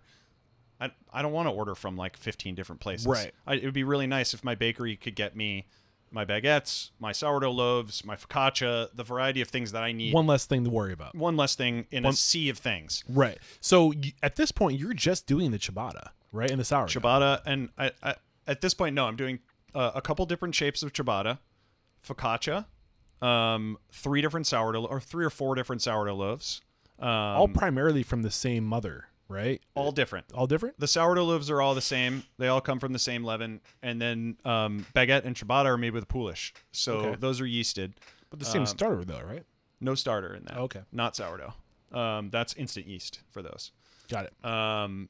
Which is mostly traditional. But so we had like a range, and we developed that in that space. A lot of product development, figuring out who are we? What is our vibe? Where are we coming from? And then also getting a retail spot. So we're just doing a wholesale out of this tiny kitchen. We're then we get into Smorgasburg, which started in Williamsburg. There's Smorgasburg back in Brooklyn, and they opened one in downtown in 2017, I think I'd say. Okay. So we got in and had a retail home for the first time, other than at like Echo Park Craft Fair or these one-off kind of events. You were at the farmer's market at this point, weren't you? Not yet. No. Okay. So first was Smorgasburg, which we were at for about 6 months. And then we managed to transition to getting into the Hollywood Farmers Market while we were still there in that 600 square foot space. So that was massive. And it also coordinated with a big LA Times article. The first week that we happened to be at the farmers market there was an article in the LA Times about new and exciting vendors at the Hollywood Farmers Market. Were you like probing to get this attention, or was it just coming to you organically? The LA Times? Yeah. No, everything forever. We've never probed anything in 10 years. So any press or things like this, things like whatever, like that's all come to us. That makes me feel good. Yeah, so it's interesting, there's a million and one different ways to become successful in this industry. And a lot of the time you see people come into this industry with no prior experience like yourself. Yep. But they have this experience in an element of the business that's absolutely necessary, like marketing, like advertising, like promoting yourself. Sure. It's hard to not make assumptions that like you're like, oh, when you have a background in ad copy and promoting and marketing, like sure. Like that is a differentiator for sure. But it seems like you're almost avoiding this because of your like inner guilt and shame associated with. I would say that's accurate. That's it's interesting. Still like that, yeah. And I again with the like putting our names on the menu. Maybe it's because Scott and Ann at Dune decided to do that on their own, that others decided to like that we were worthy of repping in that way. I think it was also a trend that was happening in the industry of people recognizing that there's a story behind everything that farm you do. to table and blah, blah, blah, blah. Yeah. And it resonates with the consumer that you're supporting a local business and that there's a story behind. Like, what's that weird name? Like, there's a name behind that product. There's a company behind that product. Totally. Like you patroning our restaurant, you're supporting a startup. Totally. And people like to know that. I like that was still in its organic phase, not in its like, let's do that to try and do something. Let's just do it because it's the right thing to do. We feel compelled to do that because this person is going out of their way to make bread for us every day. I think capitalism gets like a hard rep. Yeah, there's elements of it that are despicable, but I think that I'm definitely a dirty commie, but I think that there's elements of striving and pushing that are super valuable in capitalism, but generally speaking, more social approaches to things seem right. Well, I think that's kind of where conscious capitalism comes in. It's where it's like using capitalism, doing good is good business, and I think that these folks that supported you kind of they lean like when you choose to do the hard thing, and you make it like you let the world know why you're choosing to do the hard thing. Yeah, I mean, I don't necessarily, I don't want to like, we donate a lot of bread. I don't like talking about it because it's not that we don't do it for this reason, right? But I don't post about it. I don't want to tell people about the good things that we do because that's not why we're doing them. It's not, and I'm perfectly comfortable letting that be a thing that we do in the background, because if I'm talking about it, then the motivation is not about doing the right thing for people. It's about like gaining clout or gaining respect from our audience, which I don't care about. I do care about people liking our stuff and allowing us to be in business, but I don't like, I have nothing personally invested in that and in people's needing to know, like, and giving us their little digital check mark next to our name when we say that we donated 50 loaves to whatever. Like, that doesn't do anything for me. It just makes me feel inauthentic because I'm doing it for the wrong reason. Right. Yeah. I mean, I don't know where I was going with this train of thought. No, you're fine, man. I think I just the point that I think I was trying to tie it back to this idea that when you do the right thing, there's like almost like this awakening happening of conscious capitalism where doing the right thing becomes the appealing thing. Sure. And when we live, it's also the best for business. Right. Like the internet is kind of like this double like edged sword where like we have the ability for now the good messages can get out where before it was so hard to even be discovered. But now like, it's like you can't have the negative with the positive. It's like this double edged sword, like I said. But like when you do the right thing, there's now a way for people to find out there's like this almost like we celebrate it, So I guess one of the things I want to get back to your timeline. Sure. In this 2016 to 17 period, where you're expanding, you grew more than 5 times in a year and a half. Like, what were your challenges as a first-time restaurateur or entrepreneur? And at this point, are you in on becoming a baker, or are you still trying to become a sandwich shop? I'm now in like mid pivot, so I'm like, wow, this is really a thing. Like, this is a business on its own. I can't go now and just find a 500 square foot sandwich shop and do what we're trying to do. So until 2018, when we moved to our current facility, which is right around the corner, I'm still looking for a space that I can do both. That I can have a sandwich shop, and then in the background, we're doing heavy baking to try and continue to grow our wholesale situation. Right.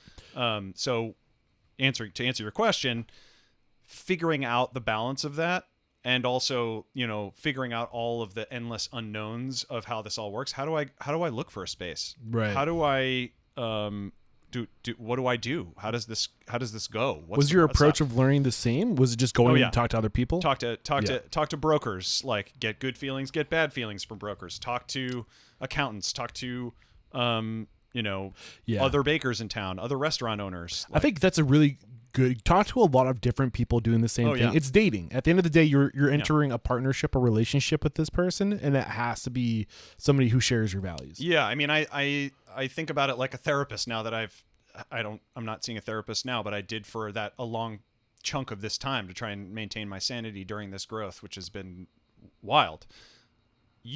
People assume like, oh, I'm going to go to a therapist and they'll fix me and that'll be good. But you go to you have to find a therapist that you have the same values, that they understand what you're talking about, that like that lives in your world to some degree, or at least is aware of it, so that what you're talking about resonates with them. It's the same thing with anything else. It's like, I need an accountant who understands my value set and like why I'm approaching things the way that I am, even though they may not be the approach that most others are going by, where they're like, let's extract as much money as humanly possible out of this business. Right.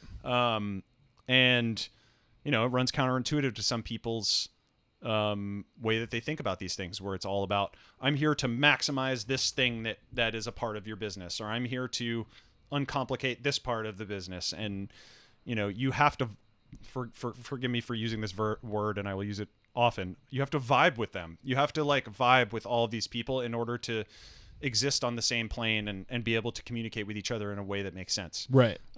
So discovering who all of those components in our business were going to be going forward was a big part of this period. Yeah, I think that's what gets people in trouble when they're so focused on scaling that they're like, we're plugging holes with fuck everything. Yeah. We're getting bigger. Yeah, at the expense of not finding the right people that vibe with you and what you're trying to do. I think we saw that this was as we were kind of realizing that we really needed to get out of this space as soon as possible. So the space that you went across the hall from. 600 square feet. Yeah. When was that? 2017? 2017 we're at right now, and I'm like hunting for a space. There were so many close, LOIs and things being passed around and trying to figure out how to do a restaurant. And then all of a sudden, in like mid to late 2017, actually it's like, somewhere in the middle of 2017, this space shows up on Riverside Drive around the corner. That's 6,500 square feet. It was formerly Sweet Lady Jane Bakery. It didn't have any deck ovens in it, but it had rack ovens. It smelled like sweet burnt sugar all everywhere. It was quite gross. And it was 2 floors. It was kind of a mess. But it was a wholesale permitted bakery. We could get in there. We could do some minimal work and go. Took a year, but one day we baked the bread out of the Fishburne Kitchen 600 square foot space. And that morning, half the team was over at the new space mixing in the new mixers at the 6,500 square foot bakery. And then the next day we literally lifted up our oven and moved it over with everybody else. And we were never stopped. We never took a day off. So you 10x your square footage. Yeah. And you still had 50 clients at this time. Yeah. Right. Yep. And we had about 100 on a wait list. Oh wow. So you hit your we had ceiling. A massive wall. We were spilling out into. And this was my mistake for just not knowing how long these things take, like how long it takes to get permits and to build out and to do all that stuff. But when we were in the 600 square foot space, we're trying to land softly with the amount that we could take on there. And I pushed it too hard. And we were spilling out into the hallway. We were like, we were doing way too much for the space that we had. So wait, this is the new space that this is the old space. So this is like, we need to get out of here. Yeah. And well, you're thinking really to yourself too, like, we're about to go take on a giant liability. Yeah. And we're going to need to have the business there to pay for that liability out of the gates. So I'm like, I want to ride this to the edge as best we can, but we went over. It was really hard. Well, that's something you've said a few times, that you were kind of pushing it to the edge the entire time. And I like to say 2 things determine growth: people and cash flow. Yeah. So it sounds like you found your people. You had a rock star team. Yeah. I think it's really impressive that you were able to find those people. And I mentioned this during the pre-interview chat, that you had 0 experience in the restaurant industry, and you were able to seemingly attract onto yourself all-stars. Yeah. I mean, Kevin was real luck. Our first head baker, because it was just a Craigslist. Yeah. Connection. Pitch that microphone up for me. Oh yeah, sure, you got it. It was just a Craigslist connection. Okay. I just put an ad up that I was looking for, basically my first baker employee. It's that writing, man. You must have crafted the most beautiful job wanted. It was goofy. It had some flavor to it. It wasn't just a straight post. And I think it resonated with Kevin. And he was working at a bakery downtown and was sort of unhappy and making plans to open his space. And this was a great stopgap. And Yeah. we got along really well right out of the gates. So it sounds like you tapped into a good vein of people. Yep, Because yep. bakers generally tend to know who each other are. You met Chris for 2 seconds. Yeah. I mean, Chris, this is year 9 that he's been with me, of 9 years, basically 9 of 10. And Chris is one of the best people you'll ever meet in your life. Yeah. To anybody. He's just one of the purest, kindest people. And that Chris has been the on the floor anchor. You know, I haven't been baking since mid-pandemic, since the beginning of the pandemic, basically. So before moving into the 6,000 square foot Mm-hmm. location, how many people did you have working with you? Probably a dozen at that A point. dozen. Yeah. In a 600 square foot location? Yeah. Wow. Maybe it was like, a dozen people working for me.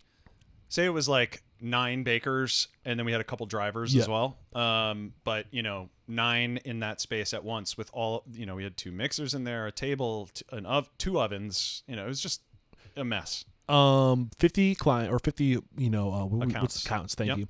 100 on the wait list. Yeah. Were you operating in the black? No. Not at that point, really. We were basically breaking even at that point. Some months we were making, some months we were not. Was it because you brought on the labor? Yeah, I mean, it was basically because it was basically just the same. It's the same issues that we have now. It's that the bread flour was expensive and labor was expensive, and I wouldn't compromise on those 2 things. And I still don't. When you say compromise, you're saying not pay for the quality or not pay people what they need? Yeah, Okay. 100%. Got And it. I think at that time it was prices were much lower and labor cost a lot less, but it was still expensive to me, and I was still learning how to interpret a P&L. Like, Right. I'm still looking at those things and not really understanding what I'm seeing. I get that, Well, like, I see You're paying yourself though, right? I'm paying myself a very small amount. And you just started to say something. I interrupted you. You said you get that. I see what? Like I see the bottom line and I know what that means and I know what everything above it means. And Yeah. I didn't fully understand. And that's why it's extremely important to work with people who speak your language, because otherwise you're just not going to learn what it all translates to. Right. And yeah, so it was really just a let's go. We're going to crank this out until we get to our space and then probably just continue growing. Okay. So we had a super eager group, but at a certain point we all realized, like, oh, we might have bitten off more than we can chew now, and now we're stuck until we can get over to the other bakery. And the other bakery was the 6,000 square Yeah, foot. and we had to, when Bar Tartine closed in San Francisco, my friend Mac McConnell, who owns the Midwife and the baker up in San Francisco, really great wholesale bakery, he quickly purchased the big 4-deck oven that they had there and put it in storage. And when he didn't need it, I snagged that, and that's what went into. It's still in the bakery that we have now, our 4-deck big beast of an oven. Nice. So getting that in there, getting all of the other things that we needed into the space. I also found a renter for downstairs in the bakery because I was like, 6,500 square feet, like, no way. We'll just take the top and I'll find a tenant and maybe in a couple of years we'll expand. Around this point, right when we're in the shit, is when Nancy Silverton emails and is like, I want to switch to you from La Brea. So that was like the biggest moment in bakery history, was when she, just decided that she wanted to work with us. So Who's Nancy Silverton? who is Nancy Silverton? Yeah. Nancy Silverton is a highly regarded Los Angeles chef. She had a restaurant called Campanile back in the day with her ex-husband that was super famous, and then she's the founder of La Brea Bakery, which is the most notable American bakery. Who was doing very unknown Italian breads back in the day that really introduced that whole bread culture to the U.S. Got it. So why, as a baker, did she want to do business with you? I don't know. I mean, I think she had the bread at a variety of different places, because Okay. we were at 50 accounts at that point. We were kind of getting around town. But isn't she a wholesaler? She at a midway, so it was I think it was around the time that I first started, was around the time that she sold La Brea to a big conglomerate. Okay, a so European she conglomerate. lost. She was out. Not lost, but she. Yeah, she was out on La Brea. She was not part of La Brea anymore. Got it. And I think that was part of the problem, is like, once she was not part of La Brea, she was still buying bread from them for her restaurants, but the quality started going way down. So she was shopping around. Got it. And I think when Chris moved to LA, his very first job after going to pastry school was at Mozza, which is very, very Chris, because he'll immediately get a job at the very best place to work. So he worked for Nancy. I think that connection was there. So this was before you had the 100 locations on wait. This was after. Yeah, this was like in the midst of that. Yeah. Wow. So you quickly outgrew that. Well, you're still at that 6,000 square foot location today, aren't you? We are. Yeah, we're shopping around to try and get out of there now. But were you able to get the bottom floor? Yeah. So now I remember why I brought up Nancy. So Nancy, I was, it also is a great person to talk to about this stuff, because she grew a wholesale bakery from nothing into, the biggest bakery in America. Her name might be on my list now. Oh yeah. I mean, she's a great one to talk to. She's in Italy for the summer, but she was very helpful and is a great, ear for me about growth, because we're kind of going through it too, and I want to do it as intelligently as possible. And she really scaled up monstrously. So just talking about that and talking about the space we found, she's like, oh, to make sure that tenant is short term, you're going to be down there in 2 seconds. It was less than 6 months. Having that foresight from people like that, just know. And I was like, what are you talking about? There's no way.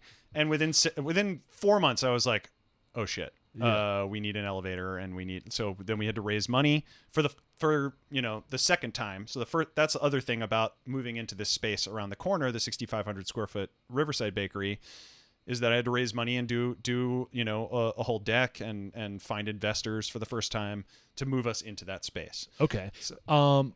So at what point did you get to operating in the black? I'll let you know. No, it's been up and down. I would say in 2019 we were profitable. Okay. And then shortly thereafter things went cuckoo. Which is just kind of crazy. I mean, we were bad timeline. Well, I mean, 2000. We know why things went cuckoo. Yeah. So, but to think, I mean, it's just the reality of, it's like knowing what you know now. Would you have done anything differently? Yeah, for sure. Like I would have paid more attention to like getting into the black first, and then locking in those standards to move us into growth, as opposed to just like take them all on and we'll figure it out at the tail end, which is like the person who doesn't know enough's approach. It's just like, people want us, let's say yes. Yeah. And I had to get really comfortable with saying no, to a point where we were just like, I'm sorry, we're back on a wait list. Within 6 months after that, we were back on a wait list. We had 100 accounts. So from, let's see, I think it was March of 2018 to like September 2018, we doubled in size. We expanded downstairs and put in an elevator. So now you're at what would doubling in size be, like 100 accounts? 100 accounts, Alex. Like 100 accounts, and just trying to, basically you change any single item in the baking process, and the whole thing needs to be retrained. Well, that's what I was thinking too. Every time you move, you have to amend your process every time. You change bus tubs that you proof the dough in, and everything changes. They don't fit on the rack the same. A less amount fits in the walk-in. Like everything changes every time you do a light adjustment. So there was a lot of that, and it was really, really hard. For you personally, from mid 2017 to basically 2019 before 2020, what were the biggest challenges for you? I mean, was it raising the capital? Raising the capital was not tough. Well, I mean, at this point you have a brand. You're established. Nancy Silverton is saying we're going with you. So you have this huge account you're about to get, and you're putting people, like, you have proof of concept. Yes. So that's a hard part. It was good to simply that we were a wholesaler. We were a wholesaler that worked with really great restaurants. A good portion of which were very generous to me with their time and their advice and their connections. And those connections turned into all of our investors, except for like a couple family members and myself. Yeah. And that is another level of invaluable contributions from the people that have been surrounding this business for the last 10 years. It's just, listening to me, helping me, connecting me with people. We're all drowning. Everyone is, no matter if you're operating at 10 to 20% profit or you're losing money every month, we're all drowning. The process of running these things is so difficult. making time even in that as you're struggling for air to help someone else who may not be as far along as you, or just someone who's looking for advice, or a podcaster looking for 2 hours. No, but this is why I do these things, is because it's meaningful. It's to destigmatize how, like, talk about how fucking hard this is. Yeah. And how many times you've cried over the last 10 years. Right. Like, and it's interesting as this podcast has evolved. It started to be very inspirational, motivational. Yeah. Tell me about how great it is to have all the success that you have. And it didn't take me long to realize that even the most successful people are like, I don't know how I'm going to get by tomorrow. Yeah. It's just, and I am more happy than it's polar. I'm more happy than I've ever been. And it can be darker than it's ever been. Because it's just, the bakery is much easier. It's a big ship, and it's a tanker, and it's kind of just bobbing along. There's little ups and downs. The restaurant is a wild beast with wild, fluctuations and changes and all sorts of things going on. So the pandemic happens. Yep. All of your major accounts are suspended, essentially. Yep. Which is scary. At that time, we had I think 130 accounts, and in 1 week it went to 35. Damn. Yeah, and we have you surpassed that number now that things are back open? Yeah, we have about 170 accounts. Okay. Yeah, awesome. and it's taken a long time to get back up there. And so, I mean, I don't want to go deep into the pandemic because Sure. I want to make sure our time's talked about, like, where you are today. So 2022 is like the next, correct me if I'm wrong, the next like real evolutionary point for you. Yeah. The other thing that happens during that time is that, yes, we expand the bakery, we move it downstairs, we're operating 2 floors now. That's happening during the first year of the pandemic. 2020 is when we are fully built out there. Also in 2019, I find this space, which we're sitting in a bungalow office next to the restaurant. The restaurant space shows up in 2019, and I signed a lease in November of 2019 on this. Oh, wow. So you sat on this for almost over 2 years. Not sitting, just excruciatingly dragging my nails across the asphalt, trying to build this thing. And we had a contractor that disappeared with 60 grand. Jesus. We had all sorts of just everything you could possibly imagine. And also, I'm sure if there are people who own restaurants who are listening to this, it's all the things you could possibly imagine that happen for everybody every time they build a restaurant, especially from scratch. So was there anything, hindsight, again, being 2020, anything that you could have done differently to protect yourself from some of the challenges you had? I should have gotten more bids for a contractor, from different contractors. I think I kind of just, I would throw this experience out because the pandemic was so unique that it created all of these, in an already obstacle-laden process of opening a restaurant, right? And getting a liquor license and everything. Yeah, and just the trying to get flour, right? Because the war in Ukraine fucked up all of Europe's flour, so all the prices are increasing, and we're having to deal with all of these issues. Yeah, it's a very it's like the perfect storm scenario. It where really, is this ever really going to happen was. Again? Like it probably will, but hopefully not soon. Yeah, I mean, it's hard to say. Now they're saying that the sort of shipping infrastructure is all screwed up again. But we sign the lease. 3 months later, the world shuts down. Dealing with the bakery, managing all of that shit, trying to rebuild our entire process. We switched to 3 days a week to fulfill those 35 people, so we can keep everybody's job. Just top level the pandemic. No one lost their job. Everyone went on unemployment, and then we paid for the maximum. Everyone worked the maximum amount of hours that they could work without losing their jobs. And getting unemployment. So that way we could maximize what we weren't able to pay their full salary, but we could use the unemployment system in order to get everybody as close to their full salaries as possible during this time. Got it. So that was gnarly. And then this takes, more than 3 years to open. So in 2019, we signed our lease. 2022 in September, we open here. And a lot of the reason why it took is because your cash flow absorbed. 100% gone. Had to re-raise. Hi, Rachel. Had to re-raise some funds. Cash disappeared very quickly. We started paying a lot of extra months of rent that we weren't anticipating. You build in, say 20%, somewhere in the 10 to 20% zone for contingency funds, and that was gone. So we had to raise more money to get the doors open. We were so far along, it wasn't worth scrapping. And So we went out and our investors kind of doubled down and we raised an extra $350 and got the doors open, but every single dollar went to getting those doors open. There was literally $0 left in the contingency fund when we opened. Right. Which is big bad news and usually produces falling flat on your face. Because restaurants for the most part, need to go down before they can come back up that open. They need that runway. You've got to have the runway, and 1 ours year was 0. So how did you pull it off?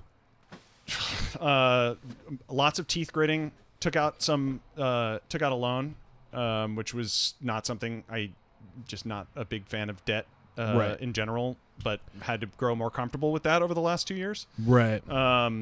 But that was extremely helpful to get Why a loan and not going back to investors? I think because I had already done it once. Yeah. And I felt uncomfortable about that. Well, you probably also hadn't paid them back yet. I hadn't paid them anything. I mean, a lot of them were investors from the bakery because they're separate businesses, and they're almost paid back at the bakery. Right.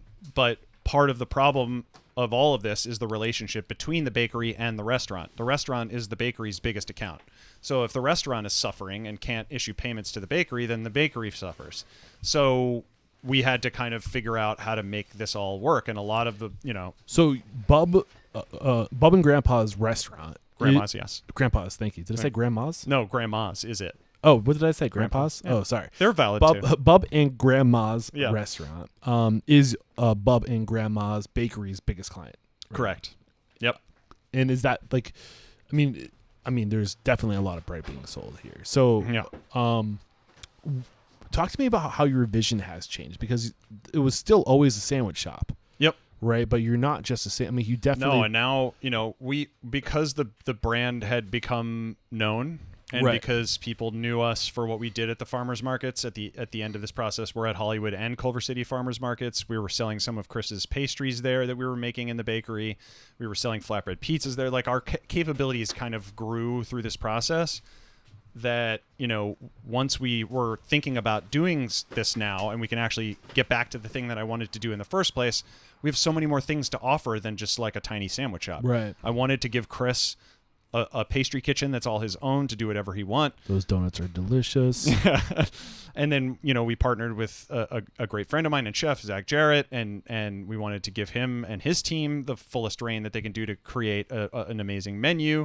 And it just ended up being a 3,000 square foot space as opposed to a 800 square foot space. So the space, which is the footprint of the restaurant today, is now an 8,000 square foot space? No, the restaurant itself is 3,000. Okay. And the bakery is 6,500. Got it. But, from my initial idea of what I wanted to do, it was like a tiny sandwich shop. Now Subway. It's like, let's do a whole, we got to go for it. Right. We got to create a big hub. People have been asking when we're going to do a brick and mortar for years. So we got to deliver. What was it like for you to go from the baker to like surrounding yourself with super talented chefs? I mean, the first and most pervasive thought is that I'm a fraud, and that not being the guy in front of the oven every single day makes me false. Why did you make that choice to get out from behind the oven? There's just not enough time to. I mean, the bakery is a huge business now. It has more than 50 employees. The restaurant has more than 50 employees. It's just impossible to run these things. Right. And I remember when I was like, the sleepless baker doing it every day by myself, scoffing at those like bigger bakeries where the owner wasn't the guy in front of the oven. Right. And the power of perspective, huh? Everything, I had no choice. Right. I was forced away because if I stayed, I wouldn't be able to do my job. I wouldn't be able to steer the ship. So what would you say your lane is today? Like, where are your strengths today as the leader of this organization? I am a professional therapist of both of all of our staff here. I feel like I spend a lot of my time working through personnel issues and stuff like that, which is something. That's a leader.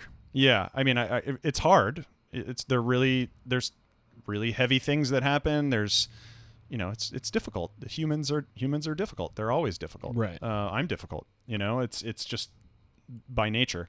I spend a lot of time We're kind of in this phase now where we're going to move the bakery again. We're going to potentially kick off this next retail project as well. So I'm in a lot of development stuff, P&Ls, pro formas, meetings with investors, stuff like that.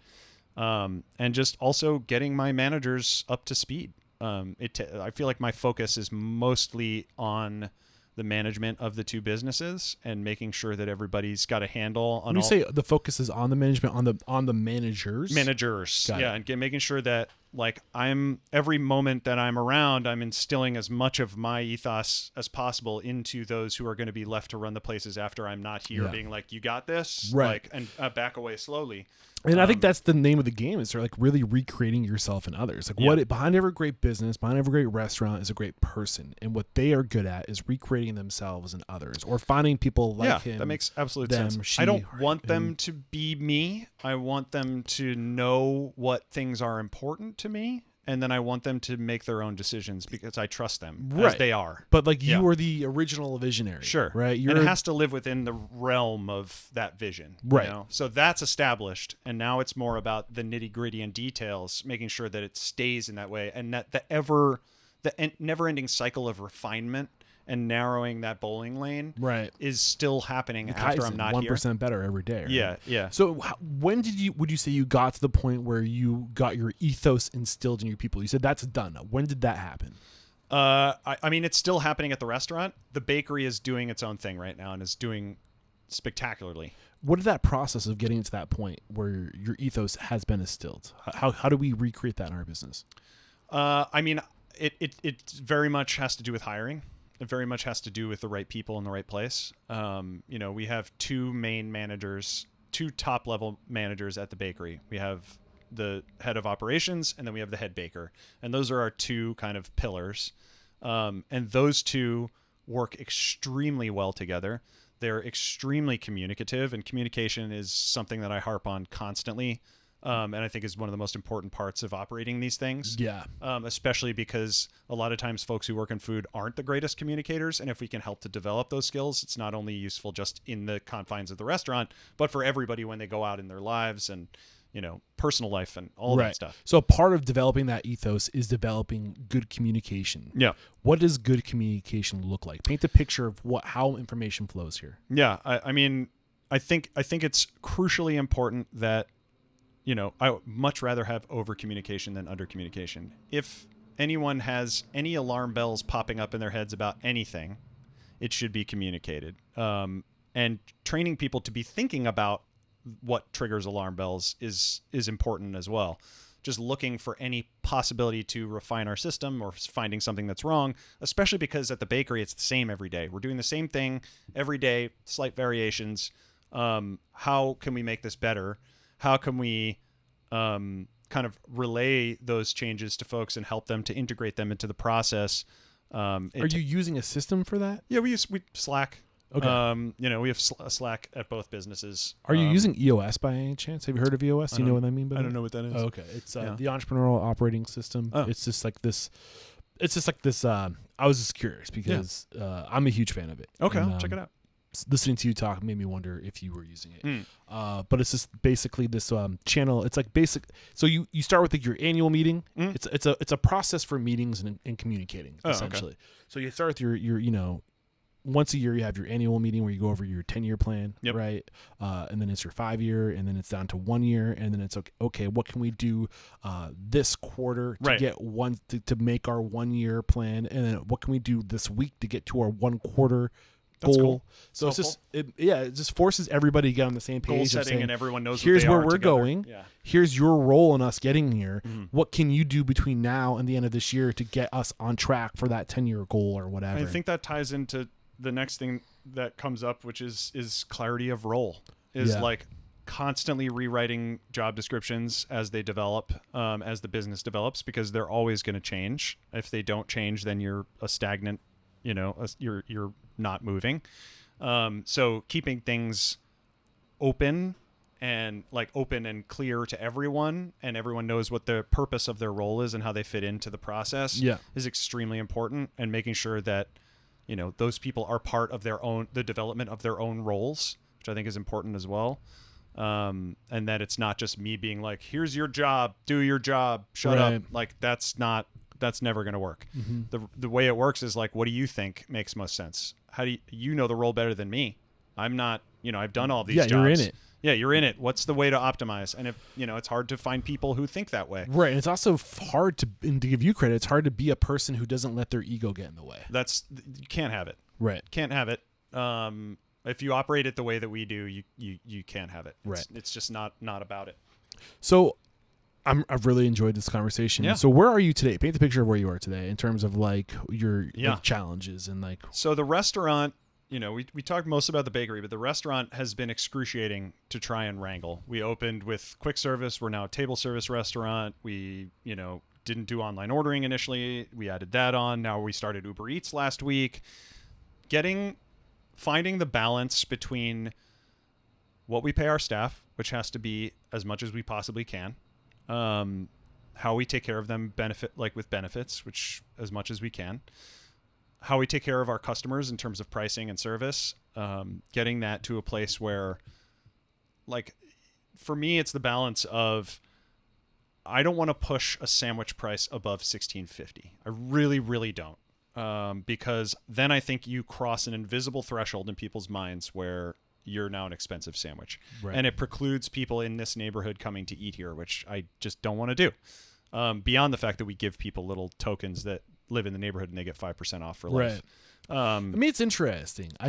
Sorry, did you finish your train of thought? I'll never stop talking unless you stop me. Well, I just feel like I think that what you're talking about is a universal pain point for the restaurant industry is we don't want to rip off the guest. No. We don't want to screw over the guest. We don't want to overcharge, right, at the consumer's expense so we can have a profit. But at the same time, I feel like we live in a world where we have totally lost the value of food.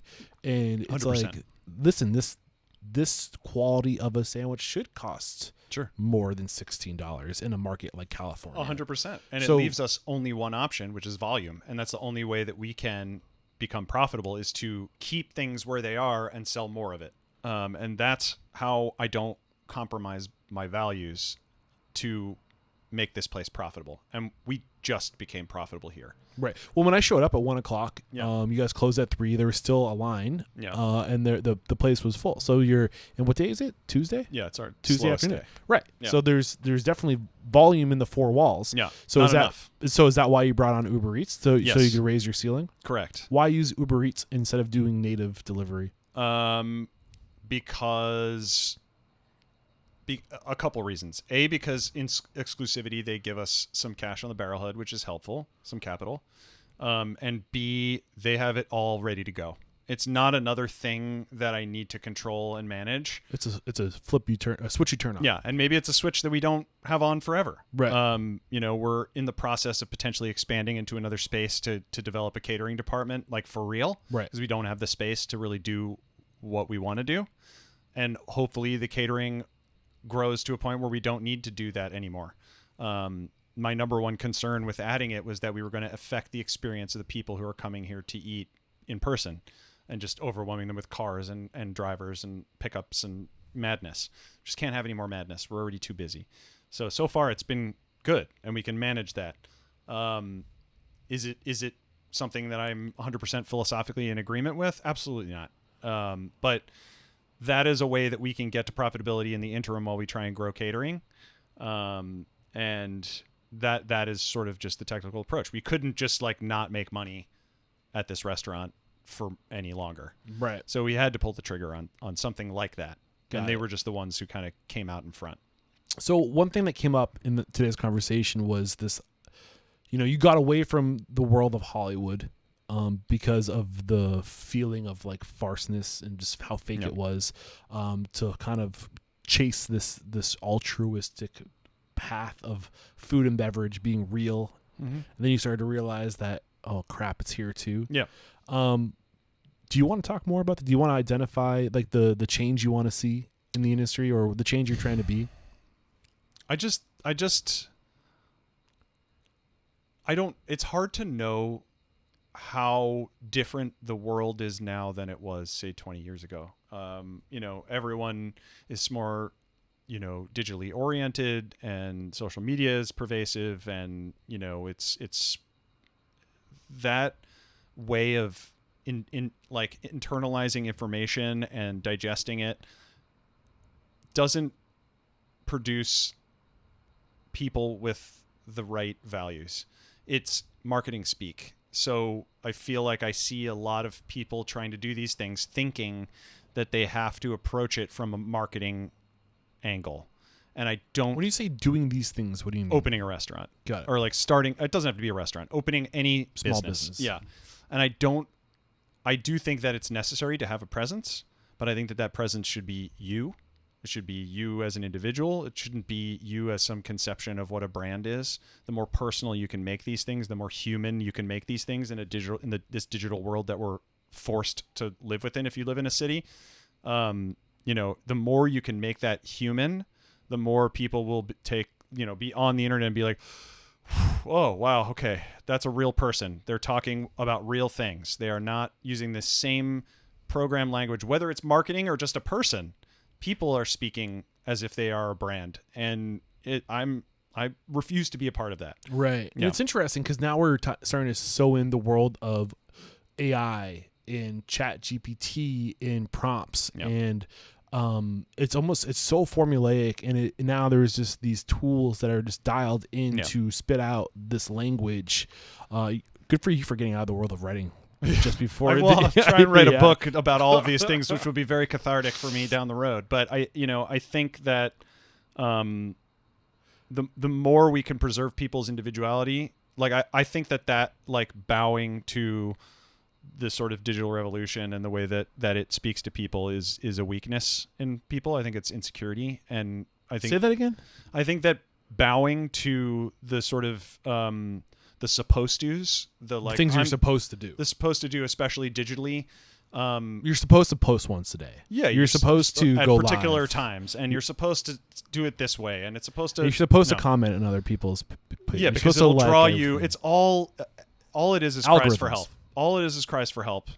Whether it's a business talking or a person commenting or any of those things, to me, it's just insecurity. Mm-hmm. And all of us want to be successful and have good lives and have enough money to live comfortably. And, I think that connecting that well-being to these like mandatory digital behaviors is a recipe for sadness and loneliness. Well, yeah, and non-functionality of your business as well. And I pulled out my phone earlier today, and you probably thought I was like, what kind of jerk is on his phone while he's talking to me? And I just pulled it out again because there was a book that I wanted to quote or reference. It's called Power and Progress. Okay. It's our 1,000-year struggle over technology and prosperity, and it's basically this book that kind of talks about it looks at technology from like an anthropological approach of virus. What's that? It's a virus. Well, yeah, and it's also like at what point do we adopt new technology? There's a balance between, hey, this helps humanity, and this also makes very few people very rich. Yeah, so how do you find like trains, for example, huge for it made some people very rich, but it also made life for people way better. Sure, you could move goods, you could you move yourself. Sure. More affordably than ever before. So there was it made a lot of people, but also created a lot of jobs too. Yeah. I mean, I guess the thing is with any of those endeavors is, can you do them without... I don't want my business to affect anyone in a negative way. Like, I don't want to drop this thing in the middle of this neighborhood that happens to be my neighborhood for 15 years, but like, I don't want to drop this here and upset anyone. I just want to drop this, meaning your business. Yes. And I feel like, if we're talking about trains across the country, it probably displaced lots of American Indians. Like, there's lots of things that were part of that process that were ignored while those 5 people got extremely... Andrew Carnegie built, massive whatever. Like, that's a ground rule for me. Right. So this book is written because they're looking out into the future, right? And they're saying there is this huge disruptor about to happen. Yeah. AI. Yeah. And what they're trying to do in this book is to educate people and saying, like, and a part of what the reason why I wanted to bring it to today's conversation is that, to your point earlier, whoever controls the message, whoever has the most power, the most influence, determines what happens in the future. 100%. Yeah. And the people that are that control the narrative today are the people that own these platforms, that can control the narratives, that can control the data to influence you, manipulate you in ways you aren't even aware of happening, telling you that this is the only way. Right. Short term or short form content is the only way. Right. Yeah. All this stuff is the only way, but there is this they have an ulterior motive because they control the more content that's being created, right? The more all these algorithms are being played to, the more data touch points are on you. And it's just like it's getting to this point where, like, to your point that you echoed earlier, is that there's like, it's like this like hollow existence that's happening right now, where like all this, like it becomes persuasion versus manipulation. Sure. Right. It's Ouroboros too. It's just constantly feeding itself, over and over and over again. And that's why, like, the shit that happens on here is so disconnected from the shit that happens out in the world. Right. It's just self-referential. It's not referencing any reality. And that's why it's really hard when you're in the middle of it to be like, I'm going to leave Instagram. I'm not going to be on there anymore. My dream is to be on all of it. Yeah. We're at the part of the conversation where we're about to wrap up, where we're looking forward. So like up to this point, we've been looking back on your story, your lessons, advice. Yeah. So like, how do we go into a future where we are more intentional, and we're sharing information, we're saying, hey, like, this is the future we could have if we choose to go into the future consciously? Here is one thing for new food or any business person that I think that they should build into their model, and it's a long-term plan, and I think it is not going so far as to creating a co-op, but having profit sharing built into your idea of how you're going to operate your restaurant. Yeah. And huge advocate of that. This is I just, especially being out on Instagram and seeing how people talk about restaurants, and being on Reddit every day and seeing how people talk about service fees and all that shit, which is super controversial right now, especially in California with everything that's going on at the end of this month. People need to recognize that the comments and posts and stuff that happens digitally is not real. It's not real. It's just people with opinions chucking them out into the ether, and if they have a lot of followers, it gets a lot of traction. It surfs the algorithm and whatever. I think, in terms of taking care of your people, the whole universe of food is fucked right now. You said it earlier that no one understands the value of food. And I think that is the crux of all of it, is that we pay too little for our food, but we don't provide people with enough income in order to afford that food if we raise the prices. So we're in this constant conflict. And one of the ways that you can combat that conflict as a small business owner, and I haven't even gotten to this yet. We've been open in our space for 5 years. Of course, there's a 3-year pandemic in the middle, but when you're raising funds for your business, say you're raising capital, make sure that you get as much of a percentage as possible for yourself. So, for example, we did 75-25 at the bakery in the first raise. 75 for my side and 25 for the investors, which is really good. That was with the full intention of pulling off a percentage of my side once we pay back the investors and the profits are flowing to my side, that I divvy that out and raise it. It'll basically raise everybody's hourly rate a few bucks. That's $6,000 to $10,000 a year for a person. That is a game changer. That means that people who work in food can take real vacations. They can take care of their family. They can create savings. They can 401k. They can have real savings accounts that will develop over time. Like, this is the stuff where, you're working in food, and all of these people are waking up at 2:30 in the morning to come bake bread and do really, really, really difficult jobs every day in really hot environments, flour everywhere. It's really fucking hard in a way that if you haven't done it 5 days a week for 3 weeks, you have no idea what it's like to be a baker. Right. And those people deserve so much more respect than they get in the world. The amount of shit that we have to deal with from customers. I mean, 99% of our customers are the most wonderful people, and we're so thankful to have them. But that 1% of shitheads who come in and are entitled and treat people like crap and are like, take a stand about not tipping and like all of this shit. These people are working so fucking hard for not enough money. We can't charge more for food because people will complain. So we're stuck in this little middle place where, they think that because we're busy, we're making mountains of cash. We haven't made anything. And, it's extraordinarily difficult for owners of restaurants to create places, regardless of whether or not they want to take care of their staff, that produce profits in this era. So profit sharing, it may take 3-4 years to get there if your business is doing things the right way. But once you pay back your investors, you divvy off a portion and take care of your staff. Yeah. And I think that should be a crucial part of how people structure businesses in the future. Did an episode on ESOPs.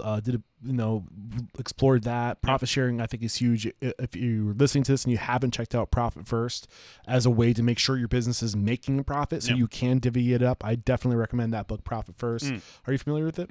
I'll check it out. It's great. Yeah, man. I want to respect your time. I realize we're over, so I want to ask these wrapping up questions. But thank you for going into that tier, and I completely support it. We're so close to doing it. I know, man, and I'm rooting for you. So, what's one thing about your business, a value, a process, a system that's truly uncommon and makes you unstoppable?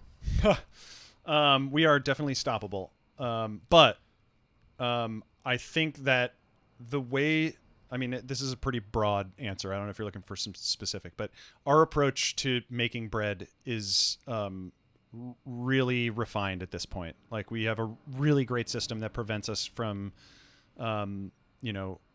allowing a very difficult to manage product in a very difficult to manage environment, a wholesale bakery, a 6,000 square foot wholesale bakery, making a system that helps to keep those variables restrained enough that we can produce a product that works for our customers every day, despite how volatile it is.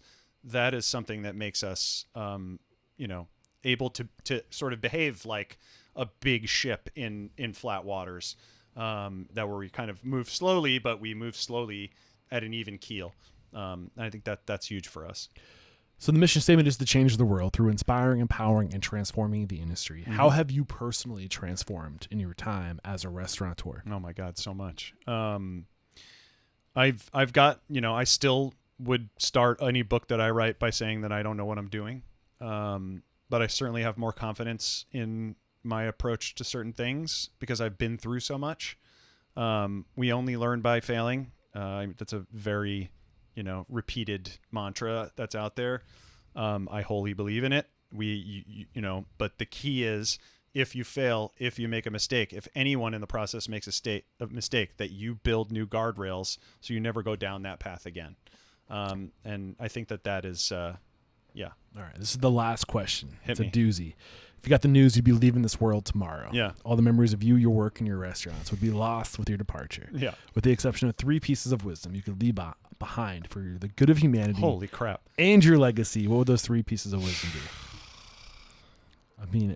I could probably list off 3 for you just after talking to you today. You hit me with them first, and I'll use that time to develop something. I think else. the first one is integrity. Yeah, that's right. For sure. Don't sacrifice the goodness in you for profit. Right. Make sure that you are approaching things like I just part of the, to answer an earlier question again, as part of this, part of the development of the last 10 years personally for me is to, when I have repeating anxious thoughts, which is all the time, and all the things that plague me relative to anxiety and this job, listen to the things that you are afraid of. Find out why they're there. And try to create guardrails for yourself so that you don't have to go to the places that make you feel like that anymore, because you've resolved the issue. So 1 is integrity. Yeah. 2 is listen. Yeah. And I think 3 is self-reflection, or questioning is like make sure that you are intent on growing personally, because, and that is not just like growing personally, like learning how to run your business. Read books, watch real movies, learn about the world, learn about the people in your life, seek knowledge, perspective too. Yeah, I think perspective and knowledge, just seeing from a different perspective is so powerful. Because we tend to see the world through a lens. Yeah. But if you just take a step to the right or a step to the left, that's why books are so great. Yeah. I can't push harder for this younger generation to read, because it's it's the closest connection you can get to another person's perspective. Right. And when you really immerse yourself in that over a long form, description of whatever they're feeling and doing, it's like taking mushrooms. It's like really truly altering your perspective. Right. And then you have that perspective as a new way to see the world and to know that people think and act. Right. And I'm excited for Gen Z. I think it's probably one of the first generations that has had the ability to choose where they get their influence. 100%. Because when they were coming up, they had things like podcasts and audiobooks. It was easier for them to consume content from people with no ulterior motive other than to share their story and their knowledge. Yeah. And I think that they are going to see a lot of what we discussed today and choose to not adopt social media. I would love that. You know what I'm saying? I think you're starting to see it happen, honestly. Yeah, it's hard to know because I don't associate very often with Gen Z because I'm an old man. Right. But, Isn't it weird that we're old guys now? 42 years old. I never thought it would happen to me. I know. I got gray hair on my chest. Oh, it's all happening. That's weird. Yeah. Yeah. All right, man. This has been a lot of fun. My pleasure. Who do you respect and admire? Who do you think I should get on the show? Well, I mentioned Kevin Morton, who is another tremendous baker and human out in Cali Mesa. If you're heading back east, it's about an hour from here. Who else comes to mind? I mean, Nancy is certainly someone to be added to that mix. Putting you on the spot right now, I can tell. Yeah, I mean, the other thing is that I work with so many great accounts and so many great restaurants. There's so many great leaders of all of those places. Another one that comes to mind is Lynn Ta, who owns Here's Looking at You and All Day Baby, has gone through an unbelievable amount of trauma over the last 5 years, opening, closing, her chef and partner dying. Oh, man. That was Lynn. What's that? Lynn Ta. Lynn Ta. Mm-hmm. There's kind of an endless list. Well, we'll talk off air. Yeah. And it's really why I'm doing what I'm doing. To your point, where there's so much noise out there. Yeah. As somebody whose job it is to go find people to make an example of. Yeah. And to find out I found it so hard to cut through the noise when you're getting emailed by a publicist where everybody has a motive, an agenda, something going on. What you see online, what you see from all the major media outlets surrounding the restaurant industry, it's like, what is real? Yeah. It's so hard to know what's real.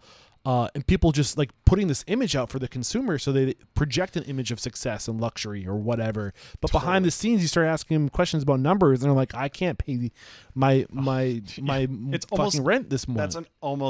It's almost exclusively that way. Yeah. So the more you're screaming, the more, you're crashing inside. Right. Which is why I chose to live in a camper so I could go talk to people and be like, who should I really talk to in your market or not, in your market? Yeah. Because you guys know better than anybody what's really happening. Yeah.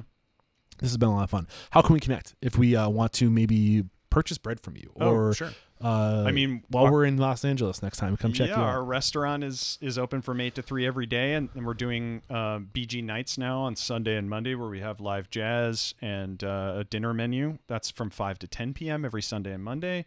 And then, if you want to be a wholesale account of ours, you can send us an email. We're around. bubandgrandmas.com. Yeah. Andy, thank you so much. This is episode 1105. Wow. So you can find it by looking up that numbers and Restaurant Unstoppable. Scroll through the show notes in Spotify or Apple, wherever you're playing. We'll have links to. Did you hit us with your social handles? It's just Bub and Grandma's Bread. Got it. And we're just on Instagram. But don't even worry about that because he's going to get rid of it in a couple weeks. They can subscribe to my newsletter and be forced to read my writing once again. There is no questioning, Andy. You are unstoppable. Thank you so much. Thanks, Chris. Cheers.